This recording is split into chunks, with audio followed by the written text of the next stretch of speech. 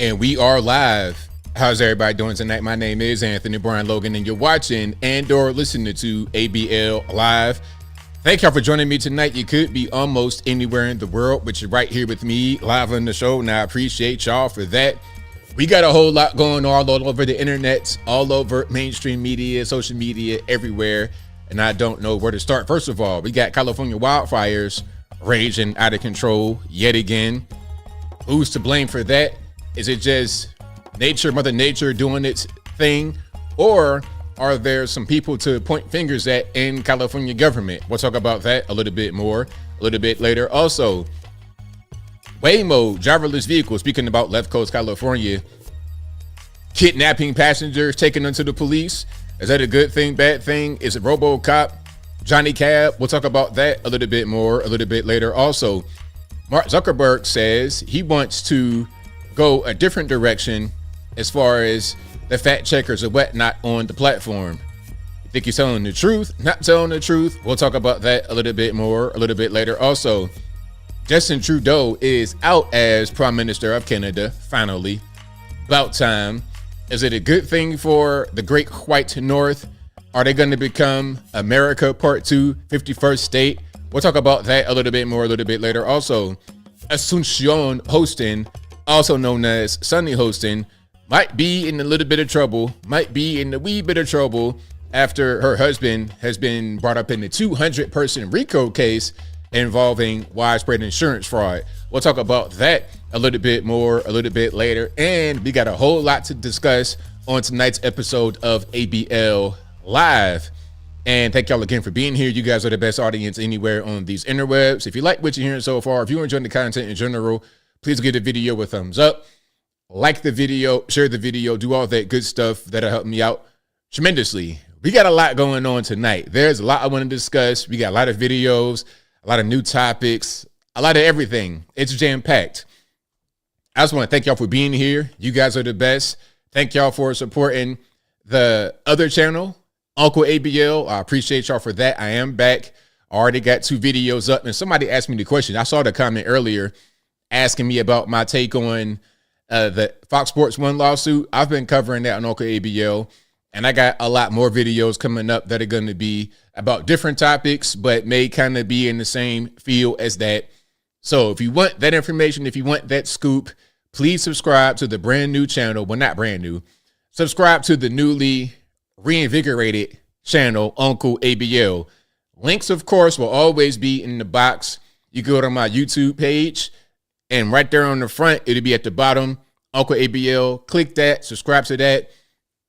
I think we're at 18,500 subs. Let's get it to 20,000 by the end of the week. How about that? That'd be a good target to hit. But I want that channel to really be big and to really grow, because I took off of that channel because of the election. I was kind of busy, but also I wanted to refocus my effort and what I wanted to do. Now that channel is going to be about giving guys it's going to be about giving guys advice to move forward, and positive advice about how to move forward, how to improve themselves, how to navigate this crazy world in which we live. That's going to be the whole point of that channel, Uncle ABL. So y'all guys, please subscribe to it. And one thing I said about the whole Fox Sports 1 thing is you don't want to have toxic work environments and harassing people and making all these kind of off-color comments. You don't want to do that at your place of business. Where you work, that should be about getting your money, and that's it. All that extracurricular stuff, workplace drama, workplace romance, can be very dangerous, especially when you are a boss and you're dealing with subordinates. I suggest you don't do it, because all it takes is one person to be upset, to get mad, to want to be vindictive, or they say that, oh, well, I got fired, now somebody got to pay. And sometimes people use whatever they can to get paid financially. Like, okay, I worked here for 12 years of my life. You fire me after I rebuff a workplace romance. Now, all right, how about this? Here go this lawsuit, $20 million. Even if I lose a lawsuit, you lost your reputation. So like I said before, one of you guys called me asking about, oh, should I date the pretty girl at work? One of y'all called me and asked me that. I'm like, okay, be prepared to lose your job over it. If you're going to be hemming and hawing, you don't really want to do that, then don't do it. So that's my advice. But again, I got 2 videos on that topic on Uncle ABL, so check it out.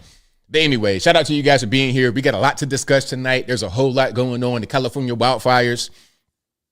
And I have to discuss, I cannot wait. Listen, I am champing at the bit to get to the part of the show where I discuss, what's my man's name? Fisher, the old man with the cane. Oh boy.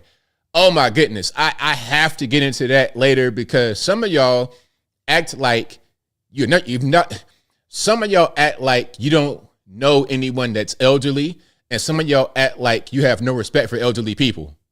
It's really crazy. I thought that I was kind of in the twilight zone reading some of the comments, especially on TikTok. Let me tell you something about TikTok right quick. Can I just preach for a second before I get to the regulars? Listen, TikTok, you got some smart people on there, some smart people, but I think by and large, you have the biggest group of morons anywhere on the internet right there on TikTok.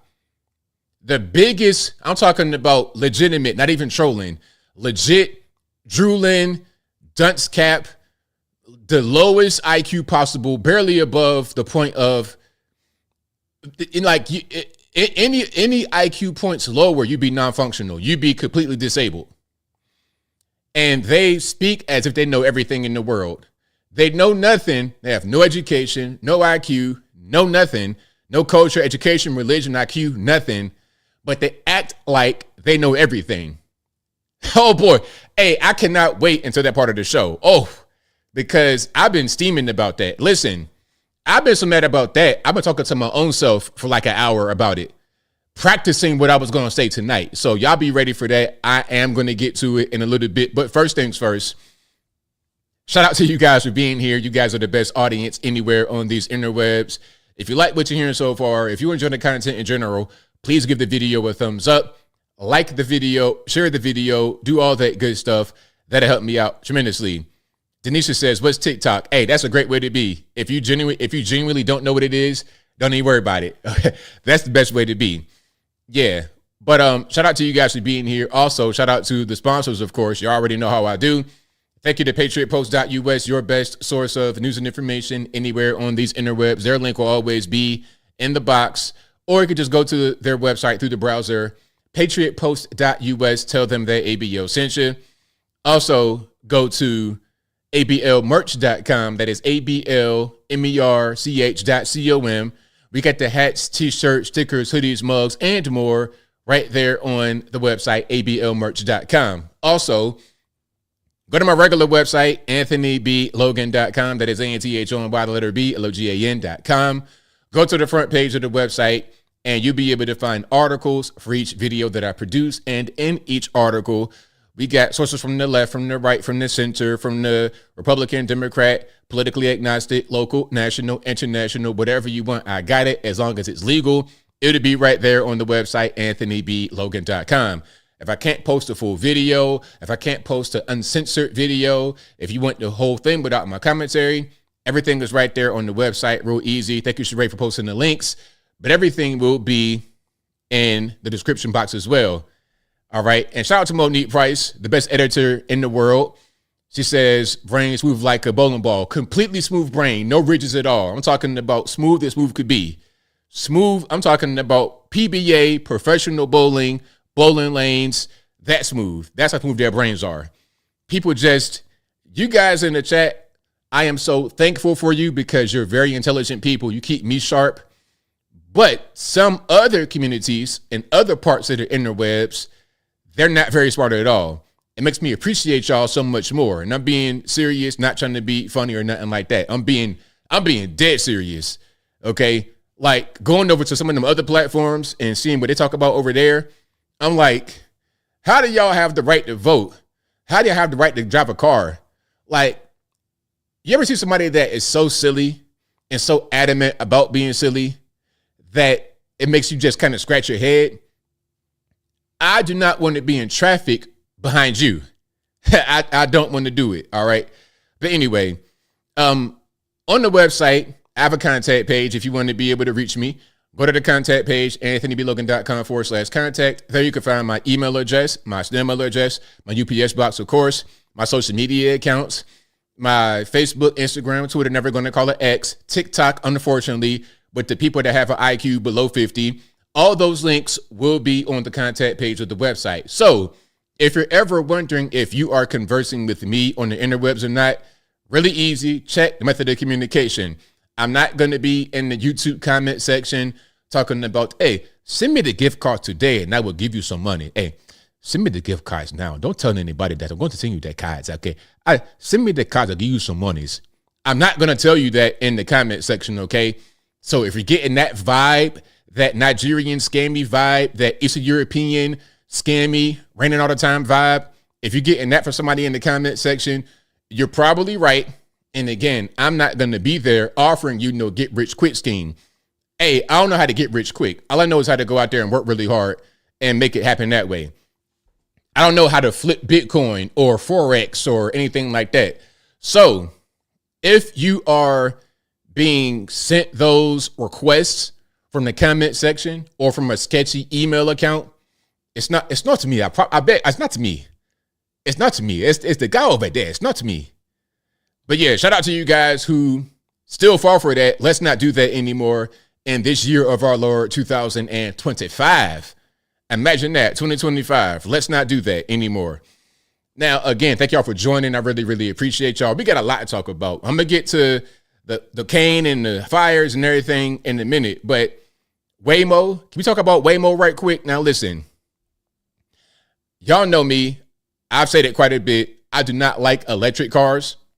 If you like electric cars, then I love it. I'll say it one more time for people in the back if you couldn't hear me. Maybe the mic's not up enough. The gain's not all the way up. Maybe I'm being very quiet. I know I'm very loud, but maybe you didn't hear me. If you like electric cars, then I love it. Fantastic. Enjoy your Tesla. Enjoy your Rivian. Enjoy your 10,000-pound Hummer. That's all electric. Enjoy it. Knock yourself out. For me, it's just not really a good thing. Also, I don't like the self-driving vehicles. The Waymo taxi, I don't understand the purpose. A driverless taxi, to me, it doesn't make any sense because one thing that a machine can't do, or I don't trust the machine to do, is an evasive maneuver. I've been on the road before where I had to make a split-second decision. I'm going to tell you something. So I was going to Atlanta one time, and it's at night. And I'm driving down 75. I'm getting toward Atlanta land, basically. And all of a sudden, like literally out of nowhere, there is a car in the center of the road, burnt up. I smelled a burning vehicle before I got to the vehicle, but I didn't know it was a car right there. It's black. It's a black car with no lights on, right there in the center of the road. I had that much time to react and avoid from colliding, like T-boning the car that's right in this, because the car was like stopped in the center of the interstate with no lights on, like this. Okay. So it's not parallel, it's perpendicular.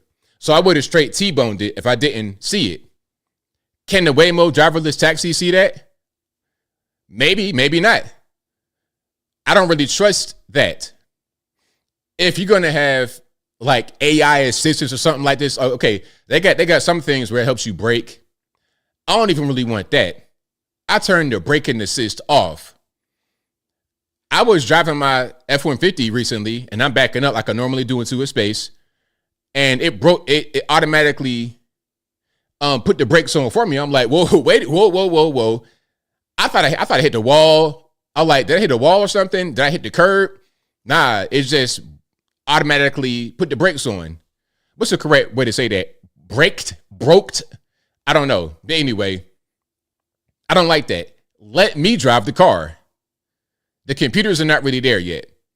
Now look, if a Waymo can't even get out of a parking lot, how is it going to make an evasive maneuver when a child jumps in the road, a deer, you know how a deer are, they in the headlights like this, looking dead at you.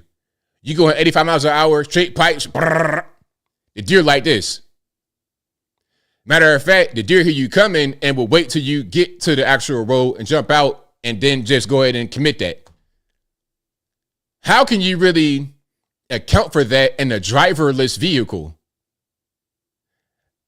Oh, it's autonomous. All right, well, that deer is also autonomous. So you got a battle going on. Who's going to win? Let's watch some of this. And RIP in advance to the headphone users. Okay, why is this happening to me on a Monday? I'm in a Waymo car. Connected to rider support. This call may be recorded for quality assurance. This car is just going in circles. Hi there, Mike. This is Gab. I'm calling from Waymo support. I'm just calling because I received a notification that your car might be experiencing some routing issue. Please bear with me while I am... Yeah, I got a flight to catch. Why is this thing going in a circle? I'm getting dizzy. Look at what it's doing. So the Waymo vehicle did 8 laps in a circle before it was able to stop. Now, if that's happening, like you in the car, you can't really get out. You seatbelts in, it's not going to let you. How do you just, at this point, I want out of the car. How do I do that? She on there talking about, okay, we're trying to help you. Well, what you could do right now is just go ahead and stop it rather than just letting it, do the get your roll on celebration for no reason. I understand. I'm really, really sorry, Mike. We're currently working with the situation of the vehicle. Is it circling around a parking lot, right? It's circling around a parking lot. I got my seatbelt on. I can't get out the car. Has this been hacked? What's going on? I feel like I'm in the movies. Is somebody playing a joke on me? And I got a flight to catch. I understand, Mike. I'm really sorry for this. We're working with this, but by any chance, do you have an access to your Waymo app right now? Now, what's up with the accent though? Okay, can I ask that question without being a racist? Can I ask that question without being a racist? Now, you're on the support line for Waymo because you're stuck. It's doing the get your roll on. Everybody just doing donuts in the parking lot, but you in it, right?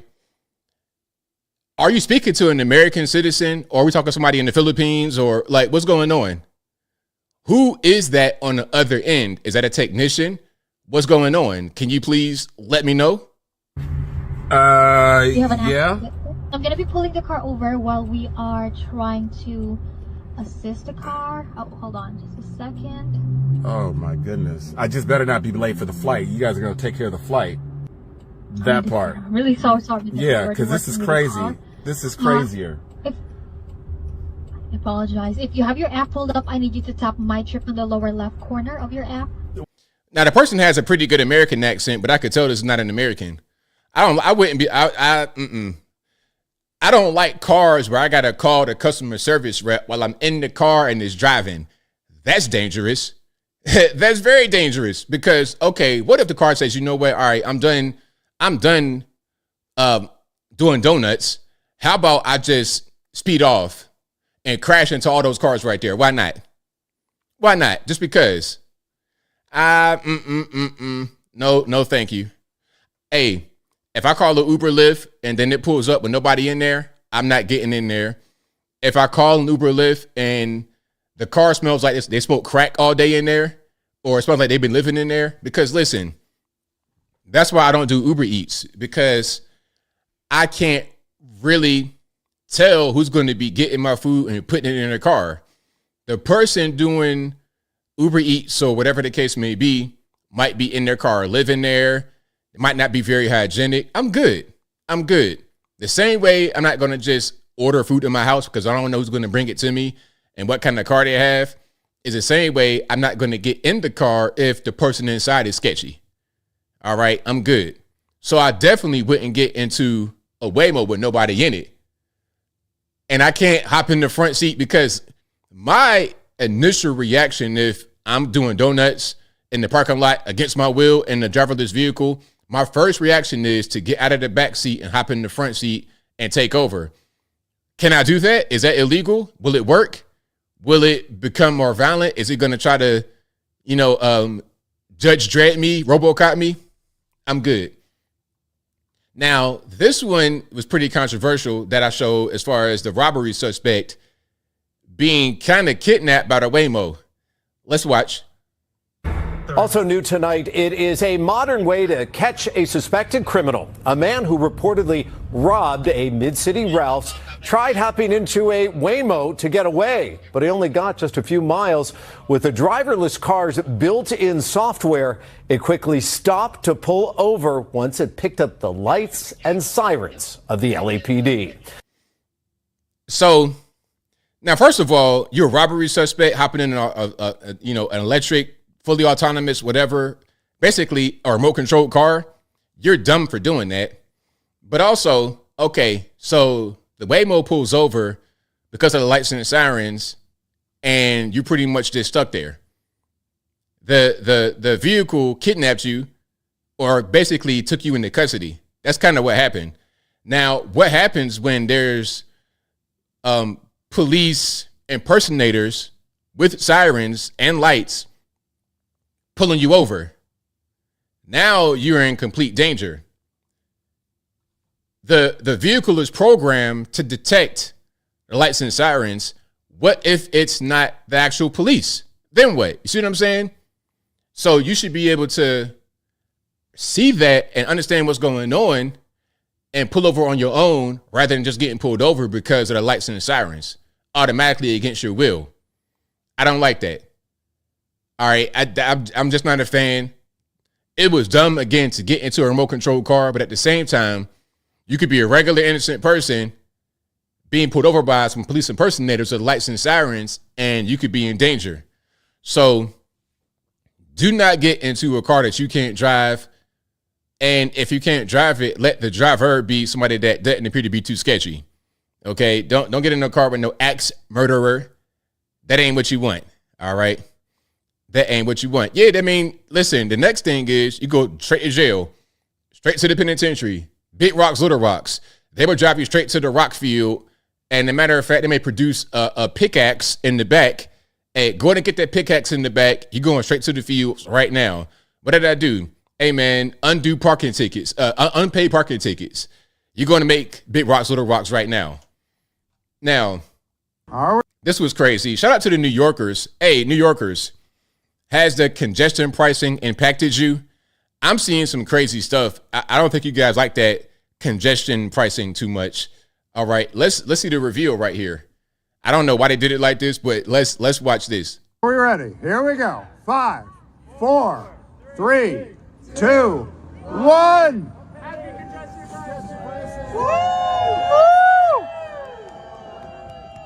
So look, congestion relief zone. If you want to go to certain parts of the city, like what's that, Manhattan or a certain part of Manhattan, just to go there, easy pass, $9.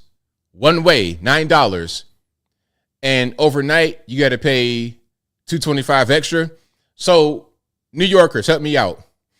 Is it $9 just to get into Manhattan one way and $9 to leave? Or is it just the entrance toll? And then if you stay overnight, are they going to charge you more money on top of the $9? That's completely crazy. Cheering for toll fees. I don't know why they were doing that. It might have just been a small crowd of people that were doing that.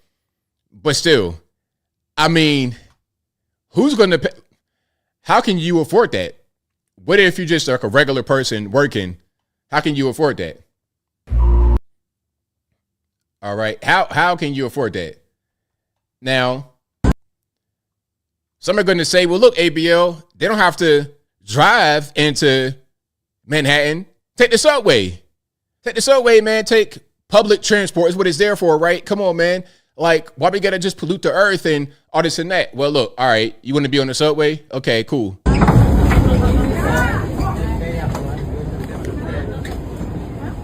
Hey, you want to be on the subway? What you have is a moving homeless shelter, a moving fight club, a moving crack house, a moving heroin hut. Is that where you want to be? Look, if I have a vehicle, I'm not going to be down here. Look at the ground. Like, what is that streak of moisture on the floor? I don't even want to know. I don't even want to know. I'm good. I am good. So either you got to pay a bunch of money or you got to be down here with the miscreants or you got to figure out something else. Maybe you got to get a hoverboard, a magic carpet like Aladdin, do something like that. I suppose. Now, look, speaking about moving, because if I lived in New York, I had to do with that, I would just go ahead and leave. I'm good. I never was a fan of New York because of that type of stuff. It's dirty. It stinks. There's too many people, too congested. That's why I prefer Atlanta over New York. I prefer a city like Atlanta over a New York because Atlanta has a lot of the New York City amenities, believe it or not, but it's spread out. It's not so much like everybody's everywhere. Yeah, I don't like that feeling. Any kind of city like Dallas, maybe kind of the same way. I like places like that versus everybody's on top of you. It is people that are crazy, acting the fool, crashing out on the subway system. You can't defend yourself, can't have a gun. I don't like it. So I would go ahead and just leave New York, leave these kind of cities to not even deal with it. I'm not squabbling over paying $9 to get into Manhattan one way, two ways. I'm not squabbling over that. I'm not going back and forth. I'm not dealing with the crackheads and the subway system on the street, at work. I'm good. The migrants, that's something else. I'm not dealing with that either. I'm not dealing with no Venezuelan, Trinidad Agua, trying to rob me, kidnap me, all that good stuff. I'm good. Let me just go to Florida, go to Texas, go to Tennessee, go to Georgia. Well, look, can I say something right quick?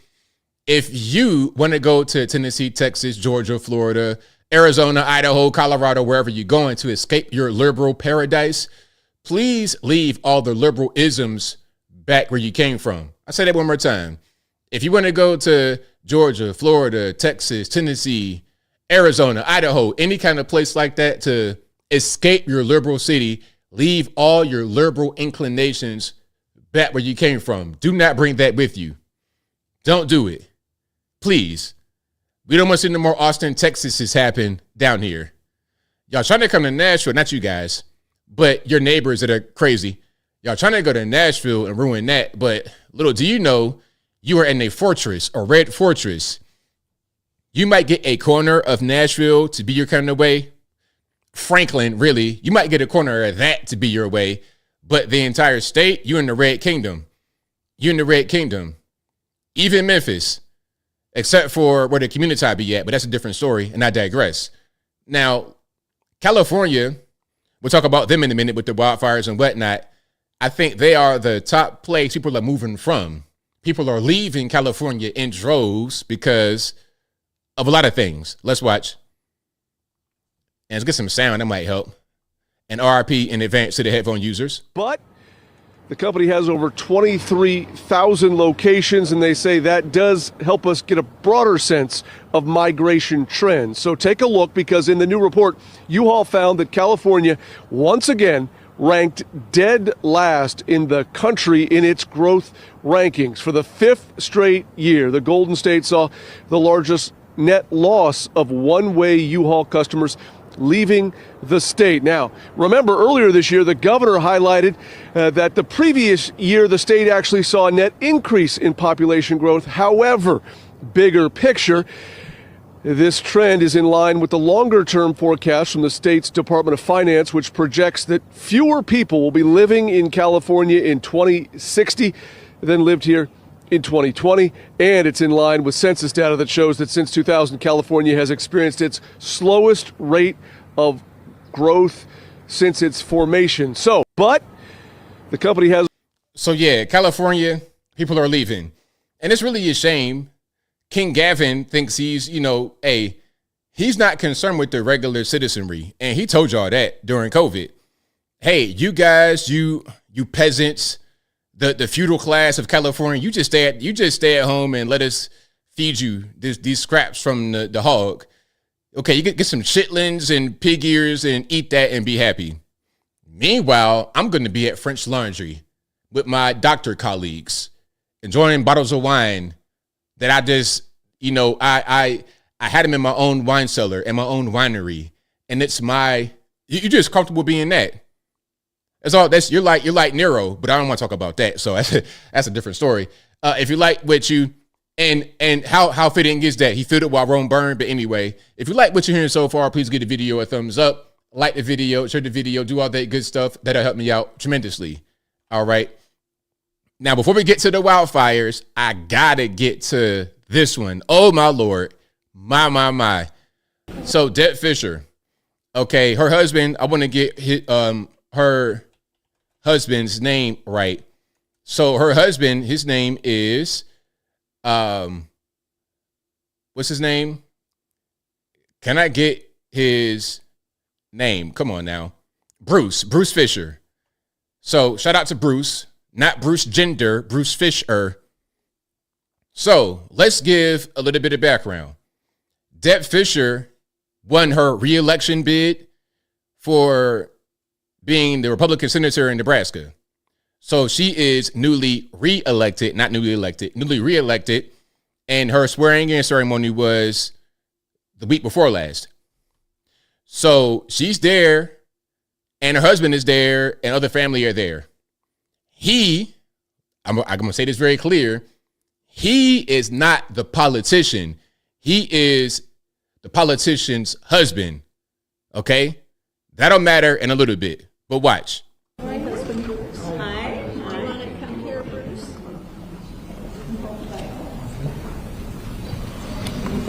Let's go back, shall we? Now, Kamala has to see that he has a cane. She's looking right at where the cane would be in his right hand. He's shuffling up to the spot, and he has to get help by his wife to get into position to participate in the swearing-in ceremony.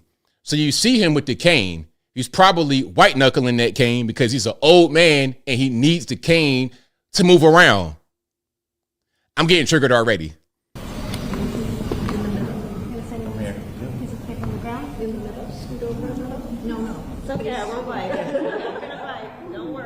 See, look, he's white knuckling. You can hear the cane. Look. Okay, let me go back. Listen very close. You're gonna hear him hit the ground with his cane. Watch.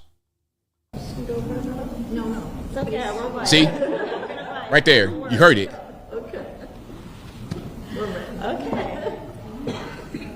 Do you solemnly swear to support and defend the Constitution of the United States? Thank you. Congratulations. Thank you. Thank you. Thank you for your work. Thank you. Congratulations to you. Thank you. Okay. You're welcome. Okay, sure.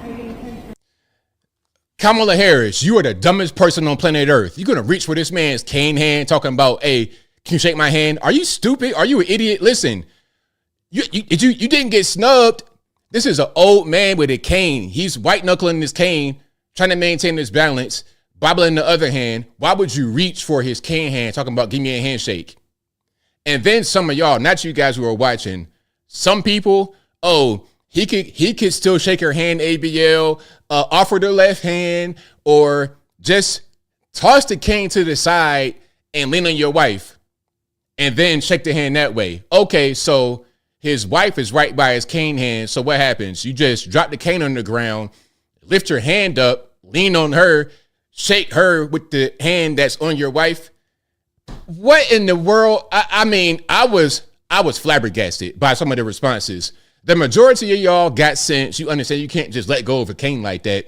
But some people were so dumb talking about, oh, ABL, I use a cane. I'm 25 years old. I had a knee injury, so I can just drop my cane down and shake hands. What? Do you understand what happens if you're really like an elderly person?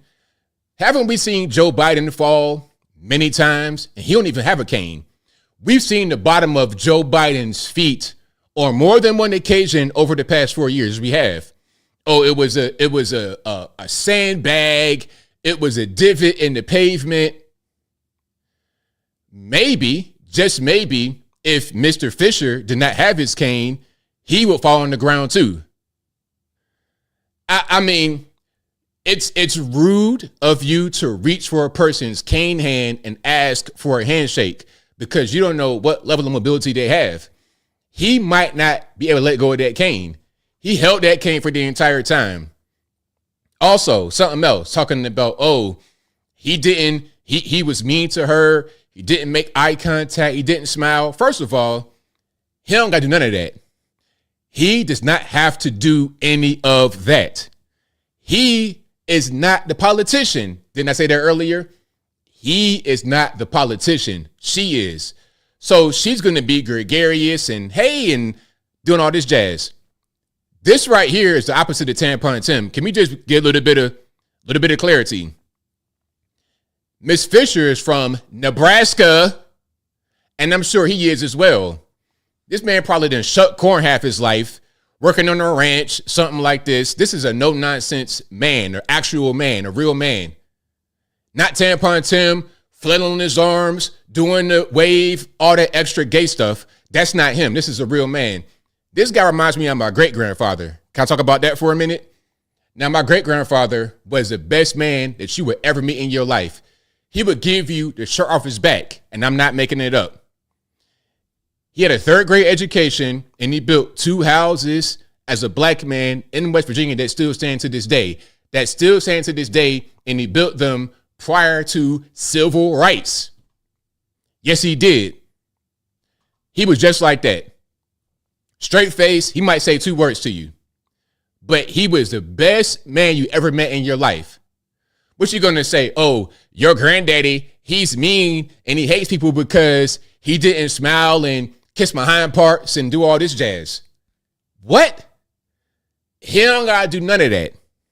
He is not the politician. He's there for his wife. So look, all he gotta do is do what he did.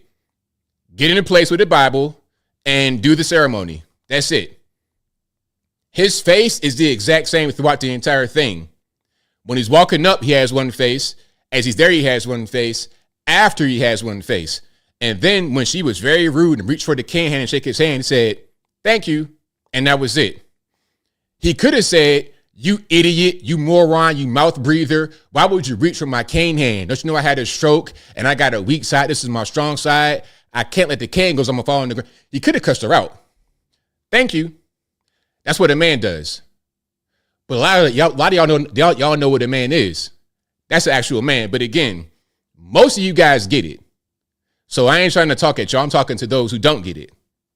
But that was on my heart though, man, because listen, I've been around elderly people and I understand that they have challenges. So when I be in West Virginia with my great grandparents, they were in their 80s. My great grandfather died when I was like 10 or 11. He was in his late 80s when he died. Grandmother, my great grandmother, raised everybody, including me. And she died when I was 19 and she was 94, 95 years old. So do the math. When I'm 10 years old, she's like already 85 years old. So I understand, okay, when we go to church and we come back, I got to make sure she don't fall up the steps to get in the house. Okay, sometimes when she walking around the house, I got to make sure that she good and she don't fall. One time she fell and I caught her. Brief story. So I'm probably about 11 or 12 years old in West Virginia during the summertime. It's at night. I'm in the den watching TV. She's in her room chilling, whatever. She gets up to go to the kitchen. So something told me, hey, get up and make sure that she don't fall in the kitchen. It's at night, it's dark, whatever. So she goes to the fridge to get something to drink or something. And she falls. All of a sudden, out of nowhere, she falls back like this. I am right behind her and I catch her. If I was not there, she could have just been gone right at that moment. Why was I right there? Because I know that she's 85 years old and might not be able to get around very well. This is the same thing I can say about him.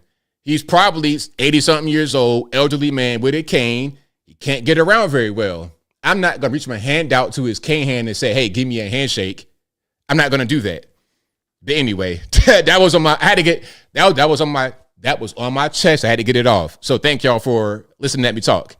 Anyway, okay, I'm going to keep on moving here. Thank y'all for watching. If you like what you're hearing so far, please give the video a thumbs up. Like the video, share the video, do all that good stuff. That'll help me out tremendously. And here's a picture of them. Same face. He had the same face the entire time. Same cane, white knuckling the cane, same face. That's just him. There's no need to be gregarious and tampon Tim and flailing. He ain't the politician. That's it. But anyway, I'm getting triggered. So I'll move on. But, you know, people, they wanted that to be true. They wanted it to be true because it fit the narrative. Some wanted it to be true because they liked the fact that Kamala got snubbed. Others liked the fact that it was a so-called white man insulting a so-called black woman, which she's clearly not, but it don't matter because it's what they think. It's what they think. People on the dumb app were asking me, why am I defending this white man, all this, that, and the third? But nobody said that I said anything wrong, that I was factually incorrect about this man holding a cane, and maybe, hey, if you reach for my cane hand for a handshake, I might not be able to do it. I'm elderly. I'm not able to stand upright. I probably shucked corn for 40 years. I got bad knees, back, all of that. I got sciatica, plantar fasciitis, all that good stuff.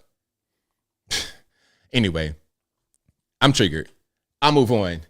Let's keep on going. Oh, this is pretty funny. So, a lot of Kamala support. Speaking about Kamala, a lot of Kamala supporters have become conspiracy theorists. They talk about us. Oh, you QAnon and all this tinfoil hat, all this stuff. They say that about us, but what about them? Let's watch this, shall we? All right, hold on 1 second. Let's watch this. Let's get a little bit of sound, and RIP to the headphone users. Trump coming out and calling for a rally with his supporters January 19th, one day before the inauguration. Why would you need to do that the day before you are supposedly being inaugurated the 47th president? He wants those people here in town for when it becomes even more evident than it already is that under 14th Amendment Section 3, he cannot be sworn in. He's done. He knows it. He's known it for a while. Only thing is, they're ready for you this time, dude. So he thinks that the president won't get sworn in. He's saying that it's not going to happen. He won't be the president. All right, sir. Well, hopefully you were able to take it pretty well when he actually becomes the president. I don't want to see you crashing out on Al Gore's interwebs. I don't want to see that. All right, let's keep going. We got some more of these. Oh, we got a few of them. They're really serious about it. I am shook, shaken, and stirred right now. I had to get out of bed. Did y'all see Kamala Harris's end of the year / New Year post? Why was it? What? There has to be a reason. Okay, what was that? / New Year post. Okay, so the post she's pointing to, I'm not sure what that is. It's just a video of her and some people behind her. I don't know what that is. I probably got to go watch it, I guess. Why was it? What? There has to be a reason it was that extra, because that was unnecessary. I feel like this is there. It's coded. It's coded. I don't know what it means, but it means something. Okay. She's not going anywhere. I think that's very clear from this video. She ain't going nowhere. Also, another reason why I think this video is important is that Biden is not featured at all. Not even one frame. I feel like that's strange. I feel like that's a little strange. Remember, the things that she keeps repeating. We are not going to throw up our hands. We're going to roll up our sleeves. It's time to get to work. All right. So she thinks that Kamala's not going anywhere. Now, I found that video she was referring to. I found the video. It's this right here. And the caption says, as we enter the new year, our fight for the promise of America continues. Let's watch, I suppose. As we close out this year, I ask of you this, that you will stay true to your spirit and your sense of purpose, that you will continue to fight for the promise of America, a promise of freedom, opportunity, and equality, not for some, but for all. Turn me around, gonna keep on walking, keep on. They marched forward. They would not be deterred, defeated, or denied.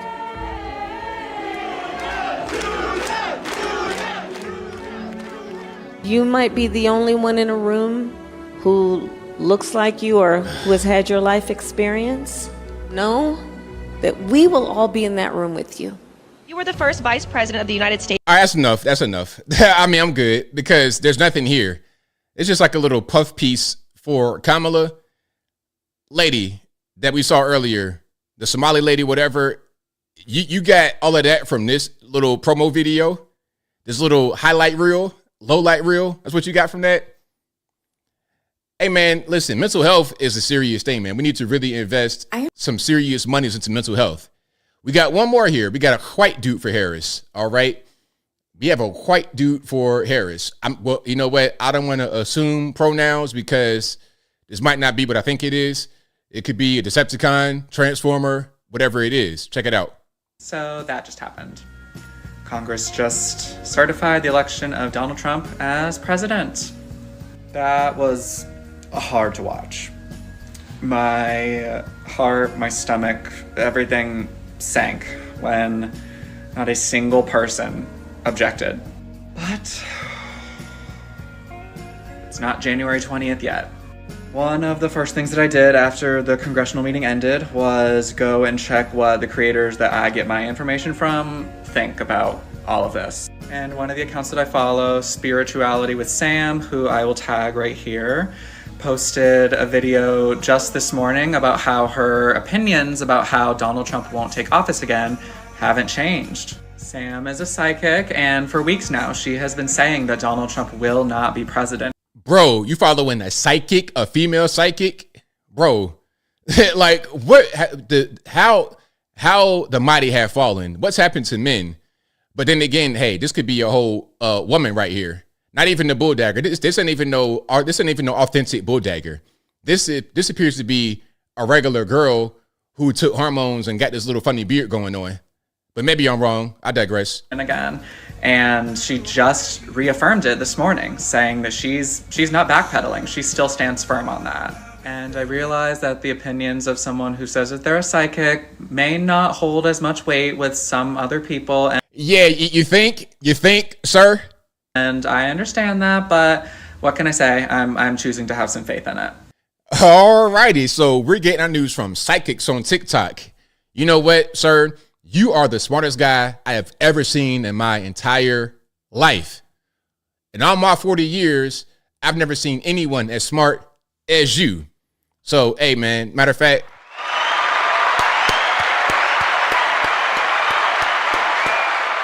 congratulations. see that right there? That's what I'm talking about. That's that TikTok stuff right here. Right there. Not a very intelligent bunch. You guys, and I'm not blowing smoke, you guys are brilliant. Over there, it's not quite so much. It ain't really that way. Let's keep on moving. So Trudeau, speaking about alpha males, like the guy we just saw, Trudeau has resigned, I suppose, from being the Prime Minister of Canada. I've also had a chance to reflect and have had long talks with my family about our future. Throughout the course of my career, any success I have personally achieved has been because of their support and with their encouragement. So last night over dinner, I told my kids about the decision that I'm sharing with you today. I intend to resign as party leader, as Prime Minister, after the party selects its next leader through I've also... All right, so there we go. I'm sorry for the sound being low like that, but that's that Canadian stuff. You know, they don't produce good sound. I'm playing. But he intends to resign as a party leader. And so he's a leader of the Liberal Party. He intends to resign as a leader. And a lot of you guys are telling me, a lot of you Canadians are telling me that he did some kind of government move that would make an election be delayed until after March or right around March. That's kind of what I read from what you guys are telling me. But the latest that he could be replaced is October when an election happens in Canada. So we'll see how that whole thing goes. I hope that he, for your sake, he gets out of there immediately. And I've been just wanting y'all to get rid of this guy because he is really a cancer upon society, in my humble opinion. All right, so here is Trump talking about Trudeau back during the Nelt Boys podcast during the campaign a few months ago. Check it out. He's turned very liberal, actually. They say he's the son of Fidel Castro, and could be. I mean, anything's possible in this world, you know? He's turned red. Some say he is Castro's kid. I mean, that's just, people talking. But he does look just like a young Fidel. Okay. JL, I saw what you said, JL. JL says, play the video of the celebration in the bar. Let me see if I can find that right quick. And if you like what you're hearing so far, please give the video a thumbs up. Like the video, share the video, do all that good stuff. That'll help me out tremendously. All right. I might not be able to find that right away. Piano bar. That's Trudeau with a regular t-shirt on. I can't really find it right now. All right. But I will show you guys that. So he's hated in Canada. Yeah. Let me show Trudeau and Castro. I can show that right now because I know that is something that could easily pop up. All right. Oh, here's a good one. That might be a good image. I'm going to show you guys a few of them so you can see all the different looks of Trudeau. You can see just how much he looks like Fidel.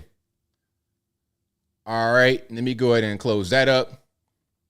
And here we go. So here's a few of Fidel Castro and Justin Trudeau. All right. During Castro's younger years. So there's one. You can see it's a pretty good resemblance. All right. And then let's go right here. Zoom in a little bit. This is a younger Trudeau. His nose looks different. That's interesting. And young Castro. And then again, this is probably the best one here. I mean, these guys look like twin brothers. Hodge twins. That's Hodge twins right there. Hey, Hodge twins. That's y'all. If you guys were Cuban, Europeans or whatever, that's y'all right there. All right. Shout out to the white version of the Hodge twins, Fidel and Trudeau. Twins. 100% twins right there. That's probably the best picture you could see. So I'm not saying that they're father and son, uncle and nephew. I'm not trying to say that. But if they were, it wouldn't be a shocker. It wouldn't be a shocker. Okay? Resemble a bit. NYC Patriot, a bit. They resemble a little bit more than a bit. A whole lot of bit. A whole lot of bit. But hey, that's just my opinion. Y'all let me know what you think in the comments. But now we gotta get to the fires, the LA wildfires. Shout out to you guys in California. RIP to the headphone users. Shout out to you guys in California. Hopefully you guys are safe and the fire is not affecting you. I've seen people post that the fire is right by their house. It might be consuming their house. If you're able to get out, if you're able to move around, please do so. If you can't, hey, prayers, God be with you. Now, let's see some of these fires in action. In an environment that you're used to seeing. I live here. I come to the Palisades, and now I'm seeing buildings that I've driven by for years no longer exist. Right over there, one of the shishiest shopping malls in LA. Bro, you are in danger. I'm seeing these cinders blowing everywhere. That's part of the problem right there. That's why they can't contain it, because you got dry conditions, you got the fire raging, cinders are going to be blowing because of the heavy wind. And once the cinders are blowing, that's how the fire spreads. So it's really hard to contain these fires. They're going to move really quickly because of that wind and all the dry, and then these houses just made of sticks and stones. They're not even sticks and stones. It's just sticks. Straight up wooden fire fuel. It's just going to just rampage through neighborhoods, rampage through dry, dead forests. And there've been little spot fires popping up around that. So far, that has not gone up. But you can just see this in. All right, so that's one. Let's go to some more here. Now, LA County recently posted this video on how they make their firefighters train in cultural inclusivity, equity, and diversity. I ain't gonna play the whole thing, but I just want to give you an idea of what's going on a little bit behind the scenes. We are hosting our new employee orientation, and our focus is to teach our new employees for them to understand cultural competency, identify implicit and unconscious bias, and be aware of the importance of us having a diverse and inclusive workforce. Diversity is important because the different people bring different lenses to their job, And those different ideas, those different lenses are important to have the best practices for our industry. All right. Y'all know my dad was a firefighter for 22 years, retired as a captain. Did y'all know that? He was. I'll show a picture in a minute if you guys haven't seen it. So I've been around firefighters for a long time. I've been going to the firehouse. I've been talking to, the battalion chief, and I know all these people. The whole thing about women being in the fire department is kind of a new thing, and it's not really widespread or something that really makes a lot of sense. In California, especially, you're dealing with these brush fires, wildfires. It does not make sense to have women out there. It's like putting women on the front line of battle in war. It just doesn't make any sense. These are going to be men. Also, another little fun fact, 70% of all firefighters in the country are volunteer. They don't get paid. Fun fact. We have people here from hazmat. We have dispatchers in the room. We have people that are responsible for financial management. We have our information management division, and also from human resources. So we have a variety of professionals that are receiving this training. We teach people how to deal with conflict responsively, how to have challenging conversations. It's so dumb. It's so dumb. You know what? A lot of the conflict in the workplace would be resolved if you didn't have men working with women, because that's where a lot of the conflict starts, right there. Men and women working together. All right, it is what it is. At least if they work in the same role. So let's say, for example, you are trying to become a firefighter. The women shouldn't be in the same place with the men, because also you work 24-hour shifts. You're going to sleep at the station. So what are we going to sleep? Are we going to co-sleep? You're going to have your bunk across from my bunk? Like, how does that work? I don't know. It's just complicated for no reason, unnecessarily so. And that is a problem. Okay. Now there's more to the whole DEI and woke stuff, all of that. There's a little bit more to it. And there's reasons why this whole thing happened. Now, hold on. I got to find the one where there's reasons why this whole thing happened. We'll get to that in a minute. But here's a picture. This is the chief. Listen, this is the chief, assistant chief, and training commander in Los Angeles. Okay, you got two bull daggers and one regular lady. Okay, these right here, listen, if you don't know what a bull dagger is, my favorite word, these two at the end, these are real bull daggers. They look like, okay, if you were to fight them, a fist fight, you might lose. Or if you don't lose, it's going to be a tough out. The one on the other end right there, a tank. That's your tank fighter. In the center, that's kind of a semi-tank, a little bit more agile, okay? Looking like Ivan Drago. If he dies, he dies. And over there, that's the HR lady, okay? Two big bruisers, big tanks, real bull daggers, not the fake testosterone girls. Y'all are whack. Y'all are so fake. These are the real deal bull daggers. And right there, that is Hannah from HR. That's what's happening.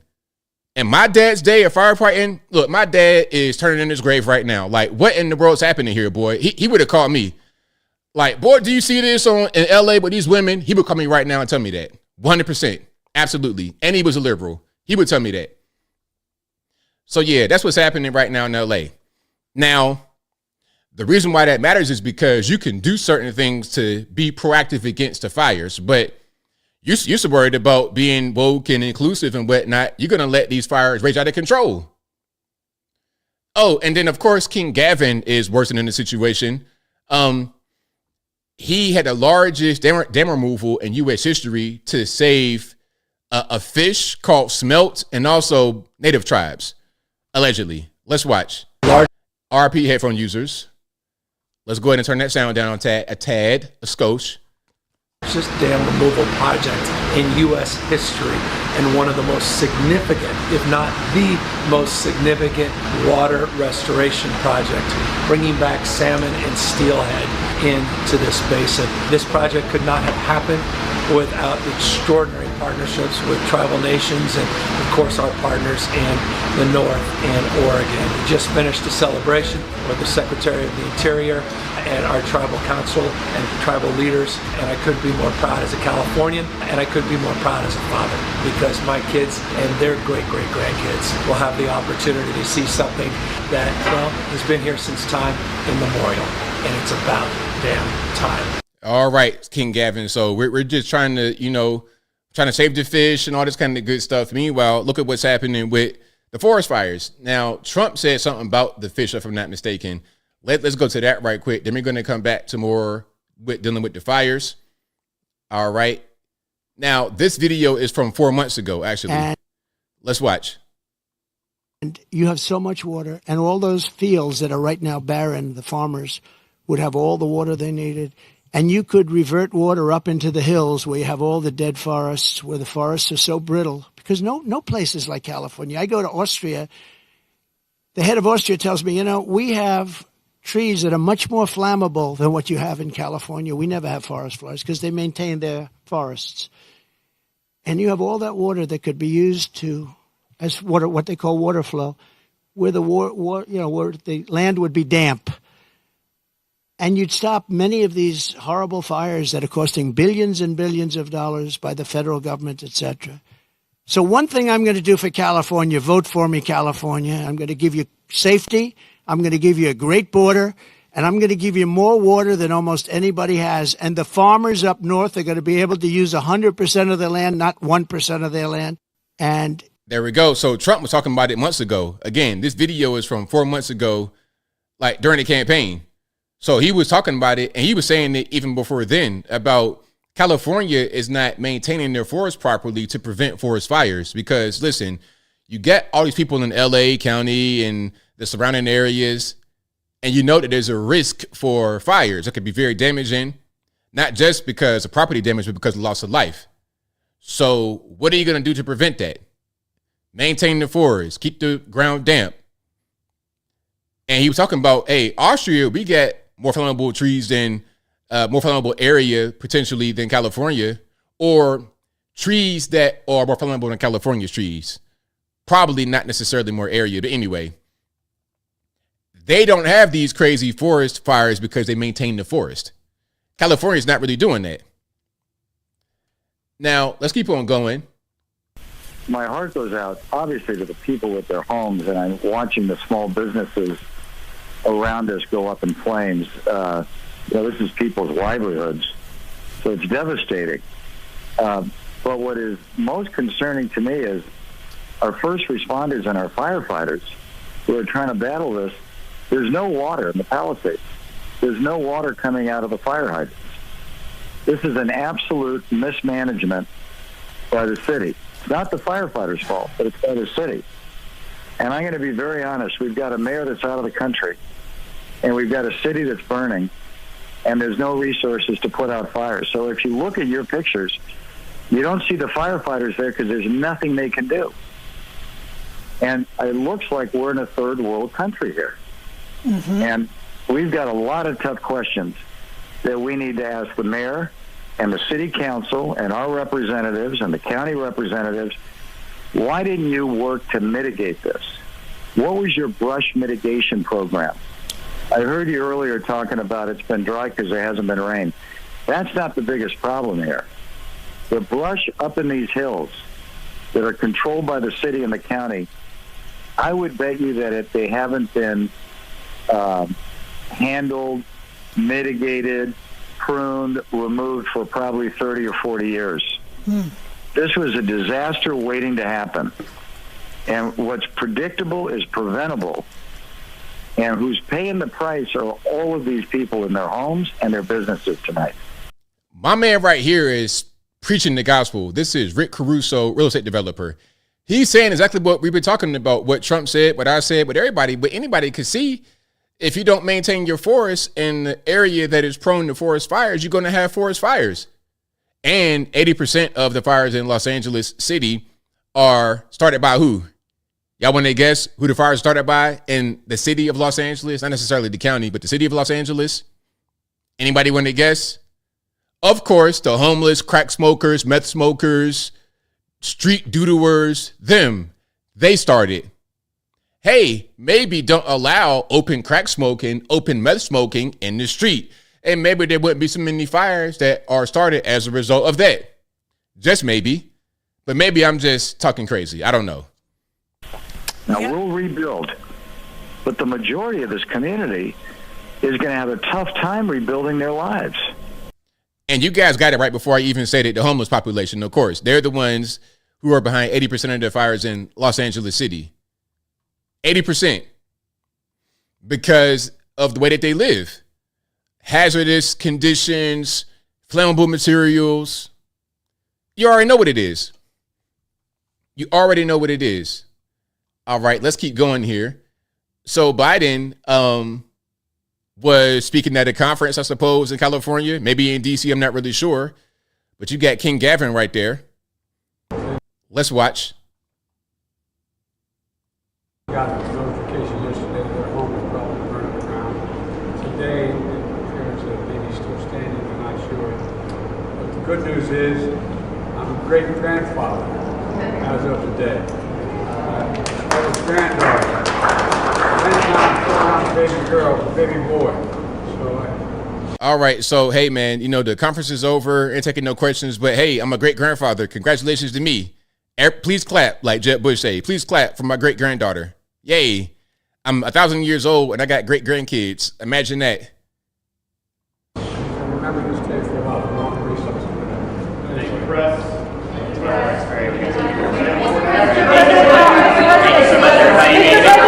No questions, no questions. We're done. We're done. That's pretty much it with Joe Biden. I mean, this dude, man, Joe. Joe Biden really is crazy, kind of an embarrassment to the whole process, to the whole situation. It's a mess. Oh my goodness. All right. But if you like what you're hearing so far, please give the video a thumbs up. Like the video, share the video, do all that good stuff. That'll help me out tremendously. I got a little bit more about the fires. I got a little bit more about the fires. Let me keep on moving here. All right. So look at some of these pictures. Like, I think this is from an airplane, and you can see the fire.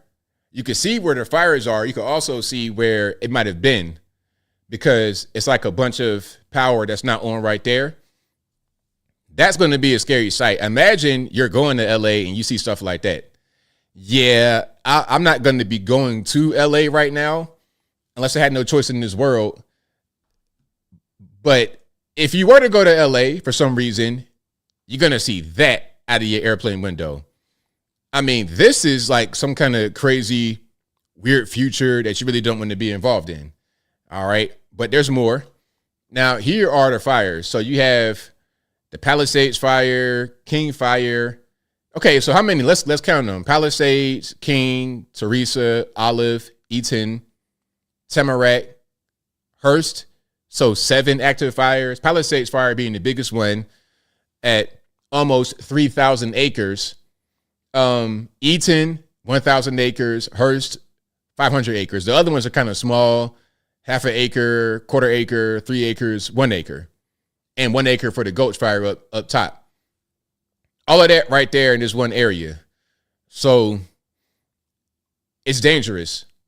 And again, this goes back to the whole issue of these forests not being maintained. There's always fires in California. You expect it. You expect fires. You expect wildfire in California. You got so many people and you have so many ways. The main ways that I would think you would have a forest fire, arsonists, of course. You know, the whole thing with PG&E, the electric company in California, some of the power lines are sparking the dry brush, and that creates a fire. The homeless, crack smokers, they start fires. All that is going on. All that's going on. But there could be things that are prevented. My man said it earlier. What's predictable is preventable. I'm going to take that from him. I'm going to put it on the t-shirt. What's predictable is preventable. But if you don't take preventative measures, then you cannot prevent it. All you're going to do is just sit back and be helpless as happens in front of you. That's all. There's one by the Hollywood sign as well, a new one. Man, imagine the Hollywood sign burning. Imagine that happening. Hold on. Let me see if there's any kind of issues with the Hollywood sign right now. All right, so hey, it might be an arsonist right here. So this is a fire by the Hollywood sign. Shout out to Clown War for posting this video. Shout out to Clown War again for posting this. So I can't really see where the Hollywood sign is, but I guess that's near it. You California guys and girls, let me know what's up. But yeah, LA is not really my scene, so I'm not really sure about all that good stuff. The Hollywood sign and the location and all that, I'm not really sure. Here's another view of it. Look at that. Whew. Man, oh man. If you're living in LA or in the area, prayers out to you. Prayers out to you. It's pretty rough. Now we got some more. Is this, hopefully this ain't Malibu. Oh no, or hopefully it's not Hawaii. This is the second time in 1 month Malibu was hit by a fire. So you got these fences and whatnot, and the houses themselves, it's just like burning logs in the fire. You hear it crackling. That ain't nothing but wood burning. That's wood burning all day long, because the homes are not made of concrete. They're not flame retardant. They're just made cheaply and quickly with the cheapest materials possible, which are all flammable, and they could be toxic. There was a scandal back in Virginia many years ago, the Chinese drywall. Remember that? Some of y'all from Virginia. Oh man, people had brand new houses and the new development that they paid a lot of money for, and they found out shortly that the drywall in their home was toxic. I mean, imagine that. Hey man, these homes got to get built cheap. The developer janky at best. Now we got poisonous homes we living in. So shout out to COPD and asthma and all that good stuff from the toxic chemicals in your home. Let's keep moving here. Now, here's a fire, and I don't know what's going on. You're going to see something shoot from the fire going from east to west, apparently. Or from, yeah. See, look, did you see that? See, look, did you see that right there? What's this? What's that? What's that right there on the screen? Why is it flying like that? We gonna ignore that? We gonna ignore that? We just nobody saw nothing? Okay, cool. That's nice. That is nice. Now, there's more about the fire. We're gonna keep seeing things, I suppose, but I kind of want to press forward a little bit. I want to press forward a little bit. And speaking about home construction, let's speak about that for a minute, since I was on that topic anyway. The cheap materials, get built real quick. It'd be a whole gang of the essays working on your house for like 2 months and it's done from start to finish. I'm talking about it could be a completely dirt lot, and in 2 months you got a full house. 4-3, it cost $1 million, $2 million. It was built quickly. It made it look nice. It has the HDTV finish. You got a nice kitchen island and beautiful cabinets and all the accoutrements, all the staging looks beautiful. But what about what your home actually looks like up under all of that? Up under all the things that don't really matter. All that stuff doesn't matter. You can stage your home. You can buy furniture. But what about the framing of your house? If that is kind of janky, what are you going to do? Your foundation, your plumbing, all of that. What if that is wrong? It doesn't matter how many kitchen islands and beautiful countertops you have and nice paint colors. That doesn't matter. If you can't use your toilet because there's no water coming to your house, or there's a leak or a break somewhere, maybe you get a CO, a carbon monoxide leak, you got a problem. Let's watch this. So 2025, new construction, okay? Brand new year, brand new videos. 2025, there ain't gonna be nothing wrong with new construction. All right, let's take a look. So this is the what's that? The garage door mount, I guess.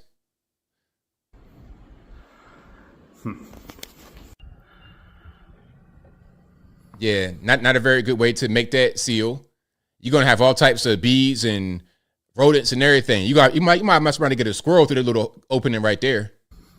And for sure you're gonna have bees in there. You have a whole beehive in your house before you move in.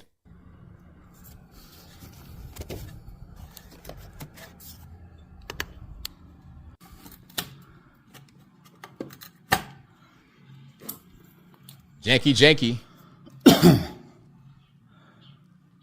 Not very good at all. That's a brand new house. Brand new. What is this? This is brick veneer that's kind of chipping. That's not true brick. It's just a veneer chipping. Underneath that is probably just like some some stones, maybe like a couple 2x4s to keep the stability of the column. But that's probably just a veneer. It's not even real brick.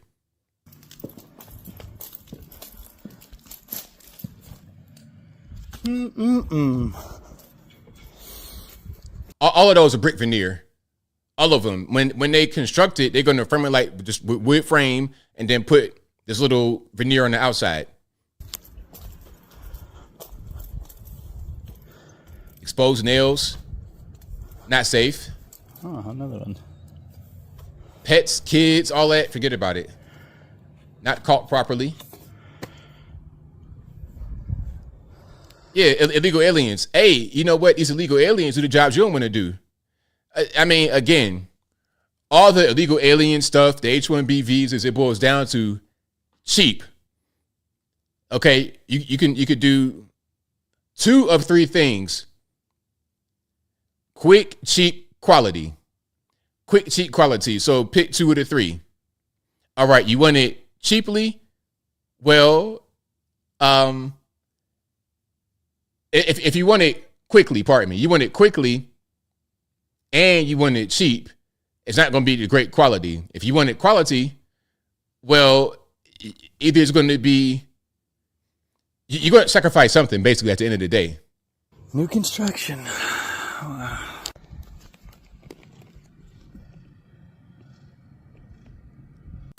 So let's go for it here. They got stuff leaking. Hold on.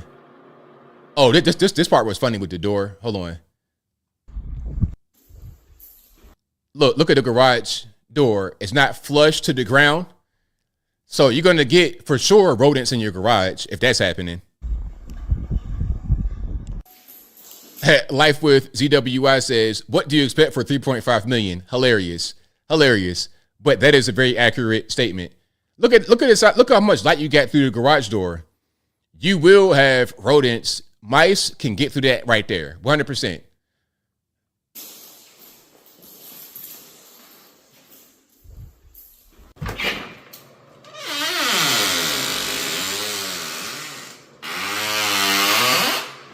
Hey, RP to the headphone users on that one. Brand new house, right? That door sounds like it's about 100 years old, a Newport chain smoker.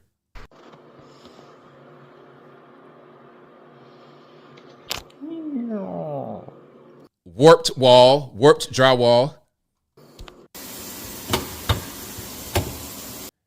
Disposal's not working already. We got sawdust, sloppy. We got power. It just don't work.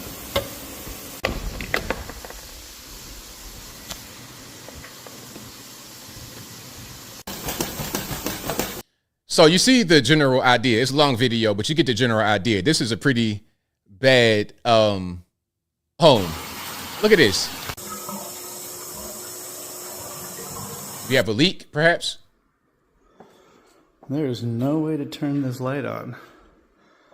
Coming out of the master. All of that, you're going to pay 2.5 million. 2.5 million easily.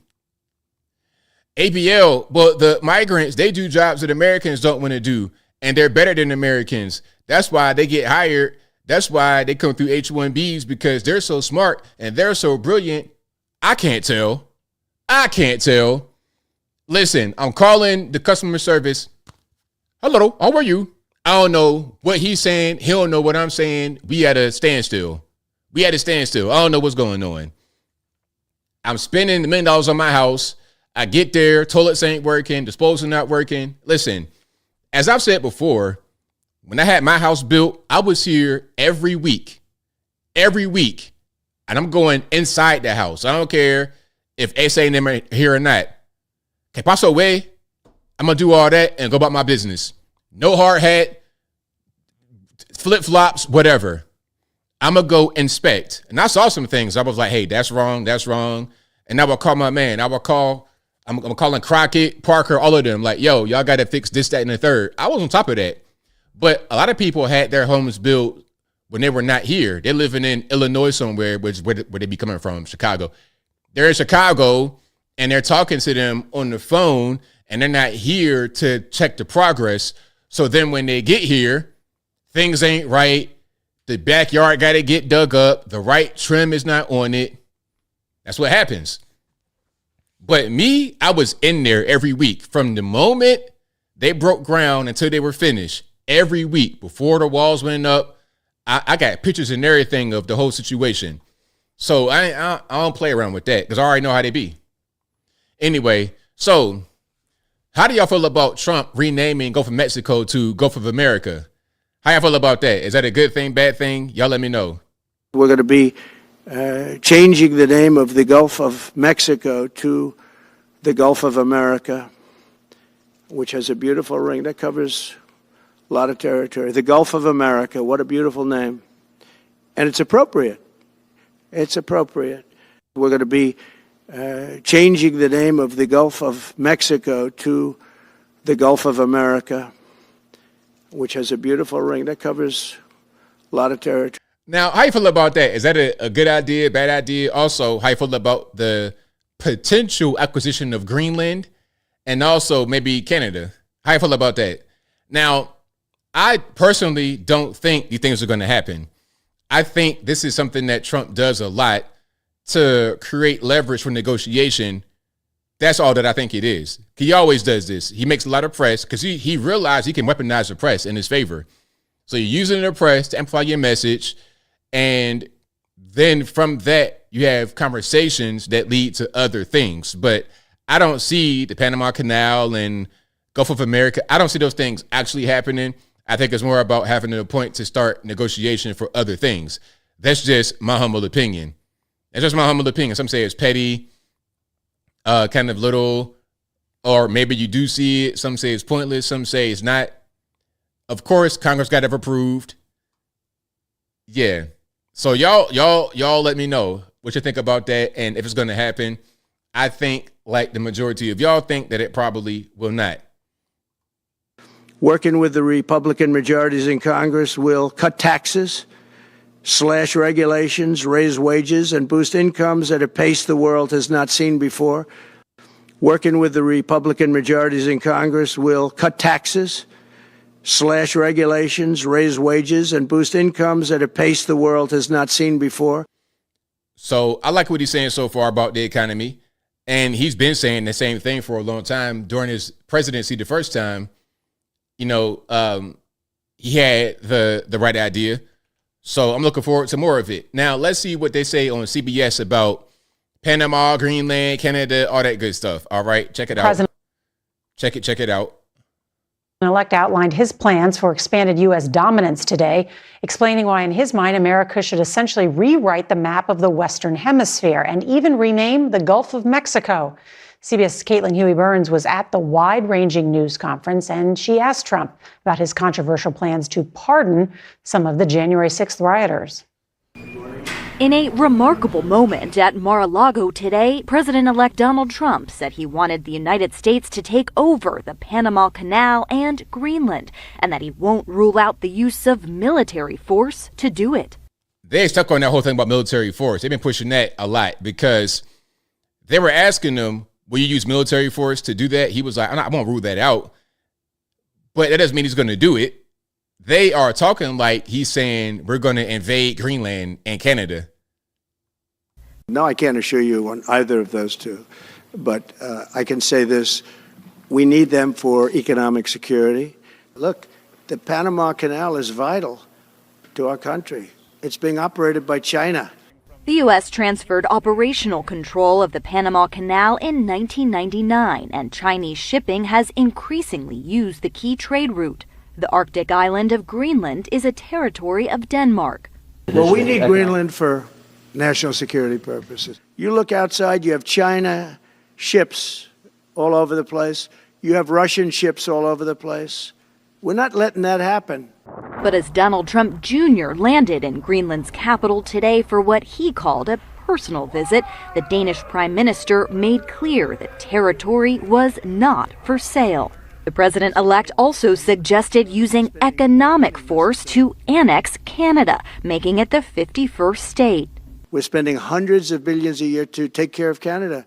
We lose in trade deficits. Canadian Prime Minister Justin Trudeau said there isn't a snowball's chance in hell that his country would become part of the United States. Trump also said he wants to rename the Gulf of Mexico the Gulf of America. What a beautiful name.